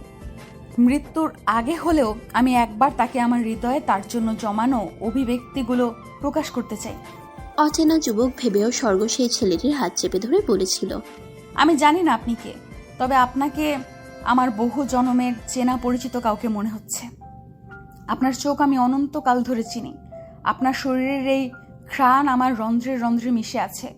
জানি না আমাদের আর কখনো দেখা হবে কিনা। আমি আর কখনো আপনাকে পাবো না মেজর। আহিয়ান আমাকে আপনার থেকে আলাদা করে দেবার জন্য এখানে তুলে এনেছে। বলেই ফুপিয়ে উঠল স্বর্গ। কান্নার মিশ্রিত কণ্ঠে আবার বলে উঠল, মেজর মুহিত, আমি আপনাকে অনেক ভালোবাসি। এই হৃদয়ে শুধু আপনারই বসবাস। আমার হৃদয়ের প্রতিটি স্পন্দন আপনার নামে উৎসর্গ করলাম মেজর। কথাগুলো শুনে মোহিতের হৃদয়ে যেন রক্তক্ষরণ শুরু হলো। এভাবে সে স্বর্গের দেখা পাবে ভাবতেও পারেনি। এই কদিনে মেয়েটা শুকিয়ে পুতুলের ন্যায় হয়ে গিয়েছে। উজ্জ্বল হলুদাভ মুখের অবয়ব পাংশুবর্ণ ধারণ করেছে। মলিনতায় ঢেকে গেছে সকল চাঞ্চল্যতা। এই কোন স্বর্গকে দেখছে মোহিত? স্বর্গের এহেন দুর্দশা নিজ চোখে দেখতে পেয়ে মোহিতের চোখ থেকে আপনা আপনি গড়িয়ে পড়ল অশ্রুকণা। সে স্বর্গকে বুকে জড়িয়ে ধরার আগেই মেয়েগুলো স্বর্গের কোমরের কাছে পিস্তল চেপে ভিড়ের ভেতরে ঠেলে নিয়ে চলে যায়। মেয়েগুলোকে কোনো গ্যাংয়ের সদস্য মনে হয়েছে মোহিতের। প্রত্যেকটি হাতে একটি করে ট্যাটু ছিল, সেম ডিজাইনের। ট্যাটুগুলো মোহিত আগেও একবার দেখেছে, কিন্তু কোথায় দেখেছে এখন মনে করার সময় নয়। স্বর্গ করুণ চেহারায় যতক্ষণ পর্যন্ত মোহিতকে দেখা গিয়েছে ততক্ষণ দেখে নিয়েছে প্রাণ ভরে। এত কাছে যেও মোহিত স্বর্গকে হারিয়ে ফেললো। ভাবতেই ভেতর থেকে চিৎকার করে কান্না আসলো। ছেলে মানুষের যখন তখন কান্না করাও বেমানান। কান্নাগুলো মোহিত নিমিশেই গিলে ফেললো। ক্রোধে মোহিতের হাত মুষ্টিবদ্ধ হয়ে এলো। ঘাড়ের রগগুলো ফুলে উঠল। চোখ দুটো আগ্নেয়গিরির লাভার মতো লাল বর্ণ ধারণ করলো। দ্রুত দৌড়ে মেয়েগুলোকে ফলো করার চেষ্টা করলো, কিন্তু আর খুঁজে পেল না। মোহিত দিক বিদিক শূন্য হয়ে জিপের কাছে এসে জিপ স্টার্ট দিয়ে সোজা ক্যাম্পে পৌঁছে গেল। সেখানে গিয়ে দেখতে পেল ধরে আনা ছেলেগুলো সম্পর্কে কোনো খারাপ রেকর্ড পাওয়া যায়নি বলে তাদের ছেড়ে দেওয়া হচ্ছে। ছেলেগুলো বন্দরের মানুষের মাল বহন করে জীবিকা নির্বাহ করে। ছেলেগুলো ক্যাম্প ক্রস করবে এমন সময় মোহিতের নজর যায় পাশে থাকা ছেলেটার হাতের দিকে। তার হাতে ওই মেয়েগুলোর মতো সেম ট্যাটু। ট্যাটুর রহস্য বুঝতে ন্যানোসেকেন্ড সময়ও লাগলো না চৌকস বুদ্ধিদীপ্ত মেজরের। কোমরে গুজে রাখা রিভলভারটি দ্রুত বের করে ছেলেটির হাঁটু বরাবর তাক করে শুট করে দিল। অতর্কিত হামলায় পাশে থাকা ছেলেটি হুড়মুড়িয়ে কেঁদে উঠল। গুলি আর চিৎকারের শব্দ শুনে নিকোলাস দৌড়ে এসে কারণ জিজ্ঞেস করলে মোহিত সব খুলে বলে তাকে। সাথে সাথেই ছেলে দুটোকে আবার বন্দি করে নেয় আর্মি ফোর্স। তাদের উপর রিমান্ড জারি করা হয়। টর্চার সেলের ভেতরে ঢুকিয়ে নানান পাশবিক নির্যাতন করা হলো ছেলে দুটোকে। একদিকে গুলি খেয়ে পায়ে জান চলে যাবার মতো ব্যথা, অন্যদিকে এমন টর্চার সহ্য করতে না পেরে হরহর করে সব বলে দিল ছেলে দুটো। আরিয়ান চৌধুরী আরিয়ান রাজশাহীতে গড়ে তুলেছে পাপের সাম্রাজ্য। সুন্দরী মেয়েদের এনে চড়া দামে বিক্রি করে দেয় রাশিয়ান পতিতালয়ে। সদ্য দেশি মেয়েদের চাইতে বাহিরের মেয়েদের প্রতি ইন্টারেস্ট এ দেশের মানুষ। যৌন কাজের পাশাপাশি ভিন্ন ধরনের মানসিক নির্যাতন করা হয় মেয়েগুলোকে। ব্যথায় কাতর হয়ে মেয়েগুলো যখন হাউমাউ করে গড়াগড়ি দিয়ে কাঁদে, নেশায় বুধ হওয়ার অমানুষগুলো সেগুলো তৃপ্তির সাথে উপভোগ করে। এটাই এক ধরনের আনন্দ তাদের কাছে। এই পর্যন্ত আরিয়ান 2000-এরও বেশি এমন মেয়ে এই দেশে নিয়ে এসেছে। ছেলেগুলো ভিন্ন নিরাপত্তার সাথে কোনো ঝামেলা ছাড়াই আর্মি পুলিশের চোখ ফাঁকি দিয়ে মালবাহী কাগজে করে ভিন্ন শহরে পৌঁছে দেয়। শুধু তারাই নয়, বড় বড় পোর্ট অফিসার পর্যন্ত আহিয়ানের সাথে যুক্ত। এজন্য দীর্ঘদিন ধরে সে কোনো ছেলে দুটো আরো বলল। আহিয়ান সম্পর্কে ছেলে দুটোর মুখে এমন লোমহর্ষক বর্ণনা শুনে বুকের ভেতর মুচড়ে উঠে মোহিতের। সে আর এক মুহূর্তের জন্যও দেরি করতে চায় না। ছেলে দুটোর থেকে ঠিকানা নিয়ে নিকোলাস চলে যায় জেনারেলের কাছে। মিশন স্টার্ট করার জন্য আর্মড ফোর্স দরকার। অস্ত্র, গোলা বারুদ, ম্যাগাজিন এসবেরও প্রয়োজন রয়েছে। অফিসি সকল পেপারে জেনারেল সাইন করলে মিশনে যাবার অনুমতি পাবে। বাংলাদেশে কল করে মোহিত নাফিস মাহমুদকে সবকিছু জানায়। এখানকার ডিপার্টমেন্ট রাশিয়ান আর্মড ডিপার্টমেন্টের কাছে অনুরোধ করে সকল ধরনের হেল্প করতে। অবশেষে হাসি মুখে নিকোলাস সাইন করা পেপার নিয়ে মোহিতকে বলে, আমরা আজ রাতেই অপারেশন স্টার্ট করতে পারবো। মোহিত হাতের ইশারায় সকলকে মিশন স্টার্ট করার সিগন্যাল দিল। নিকোলাস ব্লুটুথের মাধ্যমে সকলকে ওকে জানিয়ে দিল এবং হাতের সাইন দিয়ে বুঝালো, কভার দ্য এরিয়া। প্রথম শুটটা মোহিত দ্বার রক্ষী ছেলেটাকে করলো। হঠাৎ গুলির শব্দ শুনে ভয়ে বিছানার এক কোণে জড়সড় হয়ে বসে রইল স্বর্গ। দ্বিতীয় শুট করার আগে ওপাশ থেকেও পাল্টা হামলা হলো। এরপর শুরু হলো পাল্টাপাল্টি হামলা। ওপাশের আক্রমণে দুটো সোলজার গুরুতর আহত হলো। মোহিত গুলি লোড করে আবার রাইফেল তাক করলো। মিনিটের ব্যবধানে দুটো ছেলেকে আহত করলো মোহিত। হাতে গুলি করে দিয়েছে তাদের। বেঁচে থাকবে ঠিকই, কিন্তু গুলি চালাতে পারবে না। বাকি রইল আর 4 জন। রাশিয়ান আর্মির রণদক্ষতার কাছে টিকে থাকতে পারল না ছেলেগুলো। কাঠের বাড়িটির পিছনের সাইডে চলে গেল সৌম্য। ভেতরের পরিস্থিতি কি চলছে তা বোঝা দরকার। আহিয়ান কেবলই ড্রিঙ্কস করার জন্য নিজের ফেভারিট ব্র্যান্ডের বোতলে চিপি খুলেছে। এর মধ্যে এমন গোলাগুলি তার সহ্য হলো না। মুখে বিশ্রী গালি উচ্চারণ করে রিভলভার নিয়ে সেও বেরিয়ে গেল। যে গম গাছগুলো ঘটা করে খানিক আগেও মাথা উঁচু করে দাঁড়িয়েছিল, সেগুলো এখন মাটির সাথে মিশে আছে আর্মিদের বুটের চাপে। সৌম্য মোহিতকে ঘরের ভেতরে ঢুকে যাবার জন্য ইশারা করলো। বুকে আর কনুইয়ে ভর দিয়ে ক্রলিং করে মোহিত খাটের বাড়ির দিকে অগ্রসর হচ্ছে। বাইরের প্রতিরক্ষার জন্য নিকোলাস আর ভলতেয়ার রয়েছে। সামনের দরজা দিয়ে প্রবেশ করা যাবে না, যে কোনো সময় বিপদ হতে পারে। ঘরটির পেছন দিকে একটি জানালা আর ব্যালকনি আছে, তাতে বেয়ে বেয়ে উঠে দোতলায় উঠে যেতে হবে। ভেতরে আহিয়ান আর দুটো মেয়ে ছাড়া আর কেউ নেই। বাকি সবাই বাহিরে আহিয়ানকে প্রোটেক্ট করার জন্য চেষ্টা চালাচ্ছে। হঠাৎই আহিয়ানের চোখ যায় রুমের পিছনে জানালা বরাবর ব্যালকনির দিকে। মানুষটিকে বুঝতে 1 মিনিটও সময় লাগলো না আহিয়ানের। রাগে বোধশক্তি হারালো আহিয়ান। মোহিতকে মেরে ফেলার জন্য বন্দুক তাক করলো আহিয়ান। মরার জন্য শেষ পর্যন্ত রাশিয়া পর্যন্ত চলে এলি মেজর। আহিয়ানের মুখে বাংলায় মেজর সম্বোধন শুনে দিক বিদিক হারিয়ে দৌড়ে নিজের জন্য বরাদ্দকৃত রুম থেকে বেরিয়ে এলো স্বর্গ। মোহিত ধীর পায়ে আহিয়ানের দিকে এগিয়ে আসছে। তার হাতেও আহিয়ানের দিকে তাক করা রাইফেল। হঠাৎই আহিয়ান বিবেক হারিয়ে ট্রিগার চেপে ধরলো। স্বর্গ আহিয়ানকে বাধা দিতে দৌড়ে আহিয়ানের কাছে উপস্থিত হলো, কিন্তু ভাগ্য আহিয়ানের সহায় হলো না। রিভলভার থেকে কোনো গুলি বের হলো না, কারণ গুলি শেষ হয়ে গিয়েছে। আহিয়ান দ্বিতীয়বার ট্রাই করেও ব্যর্থ হলো। এবার আহিয়ান পাশে থাকা মদের বোতলটাকে দেয়ালের সাথে বাড়ি দিয়ে ভেঙে সেই ভাঙা অংশ স্বর্গের গলায় ছুঁয়ে বলল, খবরদার মেজর, 1 পা আগালে তোর প্রেয়সী বাঁচবে না। হাত উপরে তোল, রাইফেল ফেলে দে। ভালোই ভালোই মেজর মোহিত।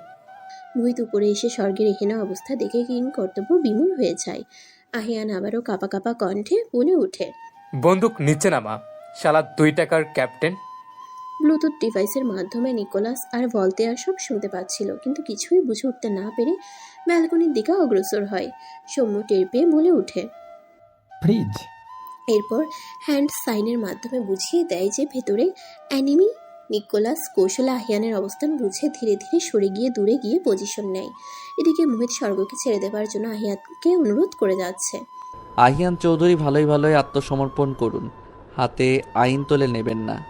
আমরা আপনাকে সুস্থভাবে দেশে ফিরিয়ে নিয়ে যাব। আপনাকে ধরে নেওয়ার জন্য আমাদের কাছে অর্ডার আছে। মেজর জেনারেলের মেয়েকে ছেড়ে দিন। আহিয়ান আরও জোরে স্বর্গের গলায় ভাঙা বোতল চেপে ধরছে। তাকে নিতে হলে এই মেয়ের লাশ ক্রস করে তার কাছে আসতে হবে। হঠাৎই ব্যথায় স্বর্গ কোকিয়ে উঠল। আহিয়ান বোতল এতটাই জোরে চেপে ধরেছে যে তার গলার ভেতরে তা বিধে রক্ত বের হচ্ছে।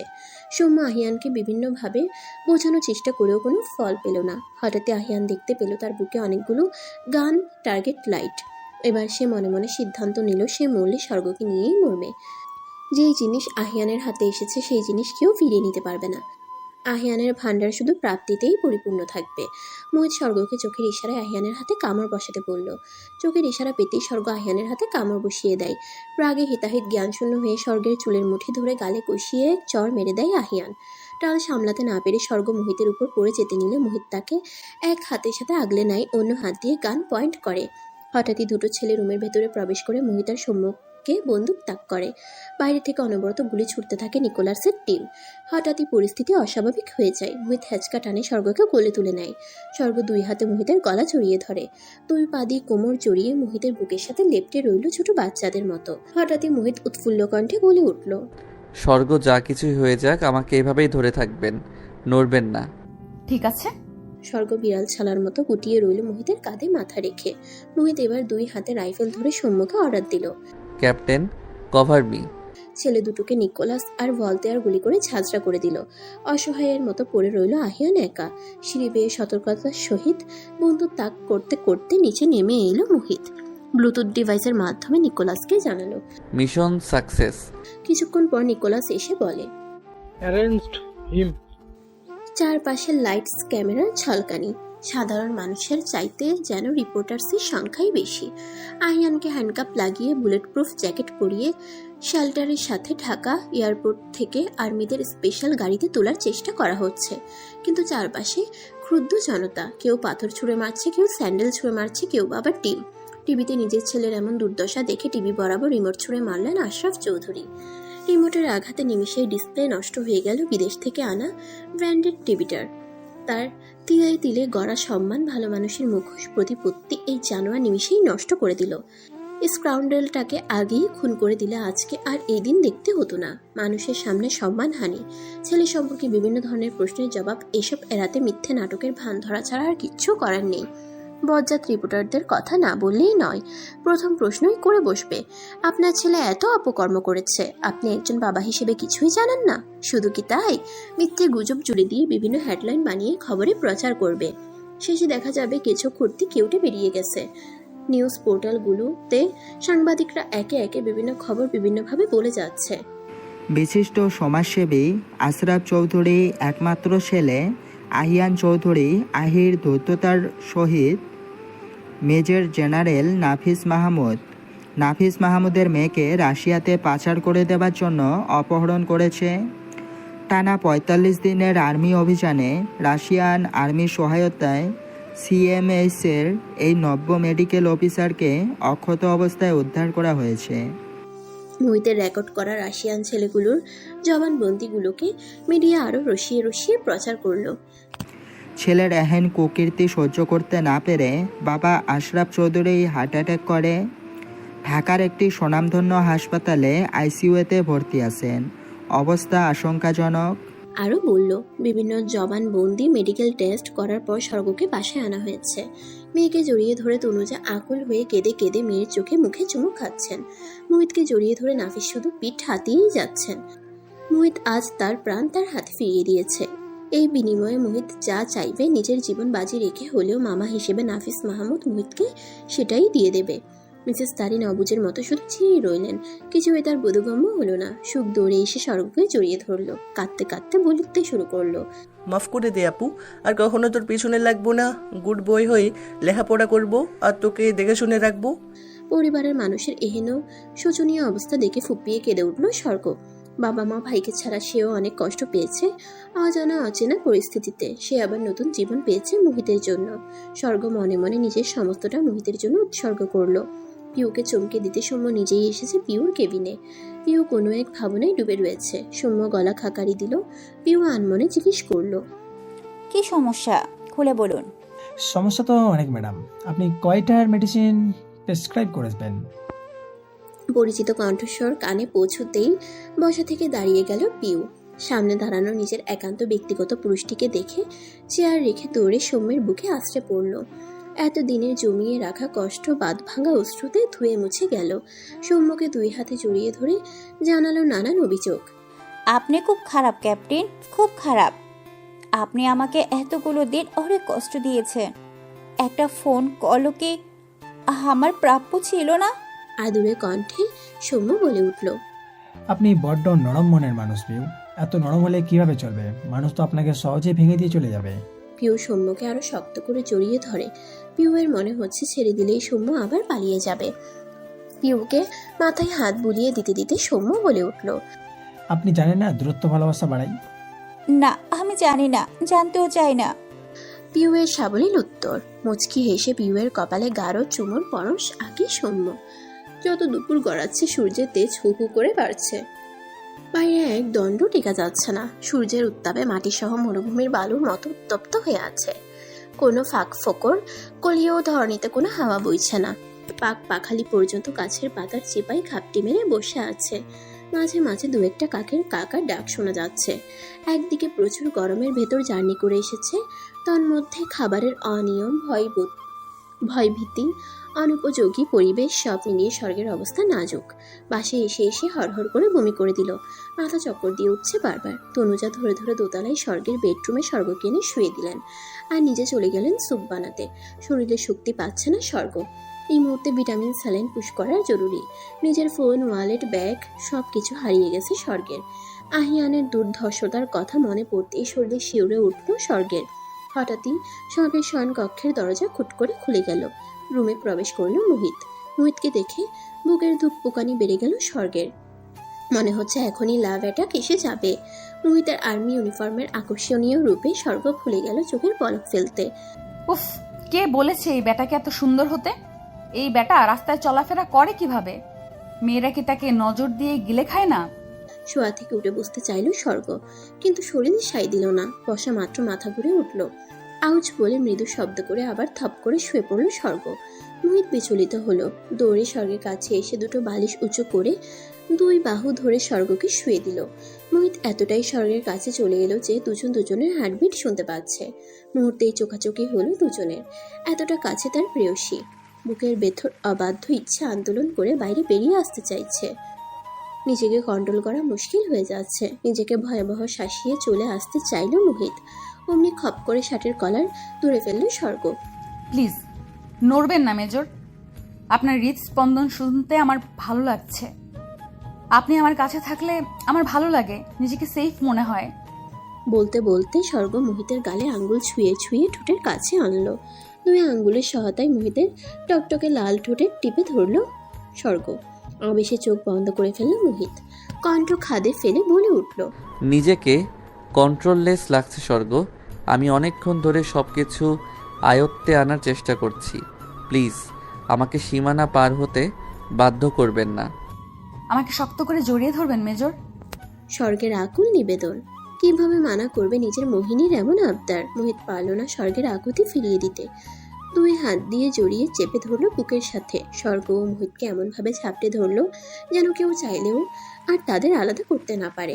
মোহিতের মনে হচ্ছে এই মুহূর্তে স্বর্গকে যদি সে বুকের ভেতর পুড়ে ফেলতে পারত, তাহলে বুকের ভেতর যে উত্তাল দাবানলের সৃষ্টি হয়েছে সেটা নিভে যেত। আপনাকে ভালোবাসি মোহিত। আপনি আমার ভালো থাকার একমাত্র ঔষধ। আপনি কাছে আসার পর থেকে আমার সকল ক্লান্তি, খারাপ লাগা উধাও হয়ে গেছে। আপনি কি সবসময় এইভাবে আমার পাশে থাকবেন মেজর? দুই হাতের তালুতে স্বর্গের মুখের আদল ধরে নাকি ছোট করে একটি চুমু দিয়ে মোহিত আদুরে স্বরে বলে উঠল, যেভাবে চাইবেন সেভাবেই আমি আপনার পাশে থাকবো স্বর্গ। সমস্ত সাক্ষ্য প্রমাণের ভিত্তিতে আদালত আহিয়ানকে ফাঁসির আদেশ ধার্য করল। আশরাফ চৌধুরীর কাছে পুলিশ মারফত খবর পাঠালো সে যেন একবার হলেও তার পুত্রকে দেখতে আসেন। হাসপাতালের বেডে শুয়ে শুয়ে নাকি সুরে কেঁদে খবর পাঠালেন, যেই ছেলে দেশ ও দেশের মানুষের ক্ষতি পৌঁছায় সে আর যাই হোক এই আশরাফ চৌধুরীর ছেলে হতে পারে না। আমার এই জীবদ্দশায় জেনে বুঝে কোনোদিন কোনো একটা পিঁপড়ে পর্যন্ত মারিনি, আর আমার ছেলে কিনা। বলে কান্নায় ভেঙে পড়লেন আশরাফ চৌধুরী। যেসব মেয়েগুলোকে আহিয়ান পাচার করেছে এবং নির্মমভাবে হত্যা করেছে তাদের পরিবারের কাছে সংবাদ মাধ্যমে মিডিয়ার সামনে ক্ষমা চাইলেন। আদালত যাতে দ্রুত তার ফাঁসি দিয়ে দেয় এটা নিয়েও তিনি কঠোর মতবাদ জানালেন। যেই ছেলে বাবার আদর্শে মানুষ হতে পারেনি, যেই ছেলে অপকর্মে লিপ্ত হয়ে রাষ্ট্রীয় ক্ষতি করে বেড়াচ্ছে, সেই ছেলের বেঁচে থাকার হক নেই। আশরাফ চৌধুরীর কান্নায় সারা দেশের সাধারণ জনগণের চোখেও জল এসে গেল। এই না হলো আদর্শ বাবা? এমন বাবা ঘরে ঘরে হওয়া উচিত। সবাই আশরাফ চৌধুরীকে তালি সমেত বাহাবা জানালো। জেলে বসে বসে আহিয়ান জীবনের হিসেব কষছে। তার বয়স যখন 6 বছর তখন সে তার মাকে তার বাবার হাতে খুন হতে নিজ চোখে দেখেছে। শুধু তাই নয়, এই বিষয়ে আহিয়ান যদি কাউকে কিছু জানিয়ে দেয় তাহলে তাকেও মায়ের মতো গলা টিপে চিরজীবনের মতো চুপ করিয়ে দিবে বলে হুমকি দিয়েছে। মাতৃ ভালোবাসাহীন আহিয়ান বড় হয়েছে হেল্পিং হ্যান্ডের হাতে। বাবা আশরাফ চৌধুরী প্রতিদিন নিত্য নতুন মেয়ে নিয়ে এসে বাসায় ফুর্তি করে বেড়াতো। বাবার শয়ন কক্ষে অন্য একটি মেয়ের যৌন চিৎকার আহিয়ানকে প্রচুর কষ্ট দিত। প্রথম সে 2 কান চেপে ধরে কান্না করত, মাঝে মাঝে আলমারির ভেতরে লুকিয়ে পড়ত। আশরাফ চৌধুরী প্রায়ই নেশায় বুঁদ হয়ে আহিয়ানকে প্যান্টের বেল্ট দিয়ে পেটাতো। বাবার হাত থেকে রক্ষা পেতে আহিয়ান তার বাবাকে প্রতিশ্রুতি দেয় উনি যেভাবে চাইবেন আহিয়ান সেভাবেই নিজেকে প্রকাশমান করবে। তবে আজ কেন তার বাবার তার প্রতি এত ঘৃণা? এটা কি ঘৃণা নাকি নিজেকে বাঁচানোর নতুন নাটক? আহিয়ানের এই 31 বছরের জীবনে সে কখনো দেখেনি আশরাফ চৌধুরীকে সামান্যতম বুকে ব্যথা অনুভব করতে। তবে এক রাতের ব্যবধানেই হার্ট অ্যাটাক এসে গেল। আশরাফ চৌধুরী সাজানো নাটক বুঝতে পেরে কষ্টে বুক ফেটে কান্না এলো আহিয়ানের। সে তো বলেনি টাকার বড়াই দেখিয়ে তাকে এখান থেকে মুক্ত করতে। সে শুধু চেয়েছে তার বাবা তার শেষ সময়ে এসে তাকে একবার হলেও দেখে যাক। মমতা মাখা হাতটা মাথায় রেখে দুটো ভালো ভালো কথা বলে সান্ত্বনা দিয়ে যাক। গড়িয়ে পড়া জল আঙ্গুলের সাহায্যে মুছে টোকা দিয়ে দূরে ছুঁড়ে ফেললো আহিয়ান। এরপরে উঠে দাঁড়ালো, পাশে থাকা কারারক্ষীকে কাছে ডাকলো। ক্যাটক্যাটে কণ্ঠে কারারক্ষী বলে উঠল। আহিয়ান বাঁকা হেসে বলল, মেজর মোহিত ওয়াসিফ। পুষ্টিকর খাবার, ইনজেকশন, ভিটামিন, স্যালাইন আর বেড রেস্টের প্রভাবে কয়েকদিনেই অনেকটা সুস্থ হয়ে উঠেছে স্বর্গ। ঘরে বসে থাকতে তার একদম ভালো লাগছে না। বাইরে যাবার জন্য মন হাঁসফাঁস করছে। সুখ চলে গেছে গতকাল। নাফিস মাহমুদ দুপুরে খেয়ে ভাত ঘুম দিয়েছেন, উঠবেন সেই সন্ধ্যায়। কোয়ার্টারের মাঠটাতে হেঁটে বেড়াতে পারলে ভালো লাগতো। বিকেলে ছোট ছোট বাচ্চারা কেউ সাইকেল চালায়, কেউ দৌড়াদৌড়ি করে, কেউ ব্যাডমিন্টন খেলে, কেউ বা আবার বসে বসে আড্ডা দেয়। প্রত্যেকটা অফিসারের বাংলোর সামনে সুসজ্জিত ফুলের বাগান দেখলেই মন ভরে যায়, সাথে কচি নরম ঘাস। মাঝে মাঝে স্বর্গের মনে হয় সে যদি গরু হতো তাহলে মাঠের সব ঘাস একদিনেই সাবার করে ফেলতো, বিশেষ করে জেনারেলের বাংলোর সামনের ঘাসগুলো। মনের সকল ভাবনাকে একপাশে সরিয়ে স্বর্গ তার কক্ষ পরিত্যাগ করে ড্রয়িং রুমে নেমে আসলো। সেখানে কাউকে পরিলক্ষিত হলো না। সোফায় ধপ করে বসে পড়ল স্বর্গ। আজকের বিকালটা তার কাছে সাংঘাতিক অলস মনে হচ্ছে। সোফায় হেলান দিয়ে দাঁত দিয়ে নখ কাটতে কাটতে হঠাৎ মোহিতের কথা মনে পড়ল তার। মোহিতের আজ অফ ডে, ওকেই তো নিয়ে যাওয়া হবে। ভাবনাটা মাথায় আসতেই ইস বলে তুড়ি মারল স্বর্গ। যে ভাবনা সেই কাজ। পা টিপে টিপে স্বর্গ মোহিতের কক্ষের দিকে অগ্রসর হলো।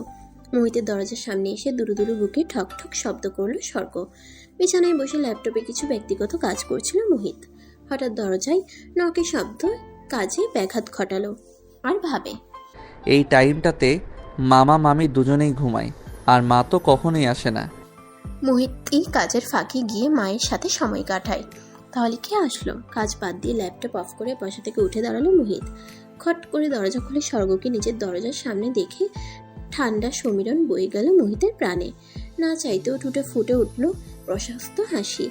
স্বর্গ আজ মেরুন রঙের একটি কুর্তি পরেছে, সাথে ম্যাচিং করা প্লাজো, গলায় ঝুলানো স্কার্ফ, ঘাড় সমান বাদামি চুলগুলো দুই পাশে ছাড়া। মুখে কোনো প্রসাধনীর ছোঁয়া নেই, তবুও তাকে পৃথিবীর সবচেয়ে মোহনীয় মনে হয় মোহিতের।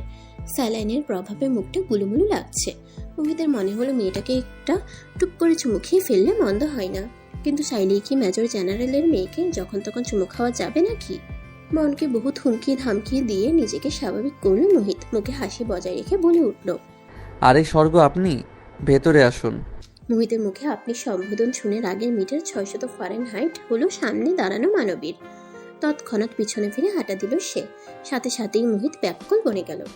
নিজেকে নিজেই প্রশ্ন করল, কি হলো মেয়েটার হঠাৎ? মোহিত আবার বলে উঠল, কি প্রবলেম হয়েছে স্বর্গ, আমাকে খুলে বলুন। ভেতরে আসবেন না? স্বর্গ মুখে কাঠিন্য বজায় রেখে বলে উঠল, না, যাব না।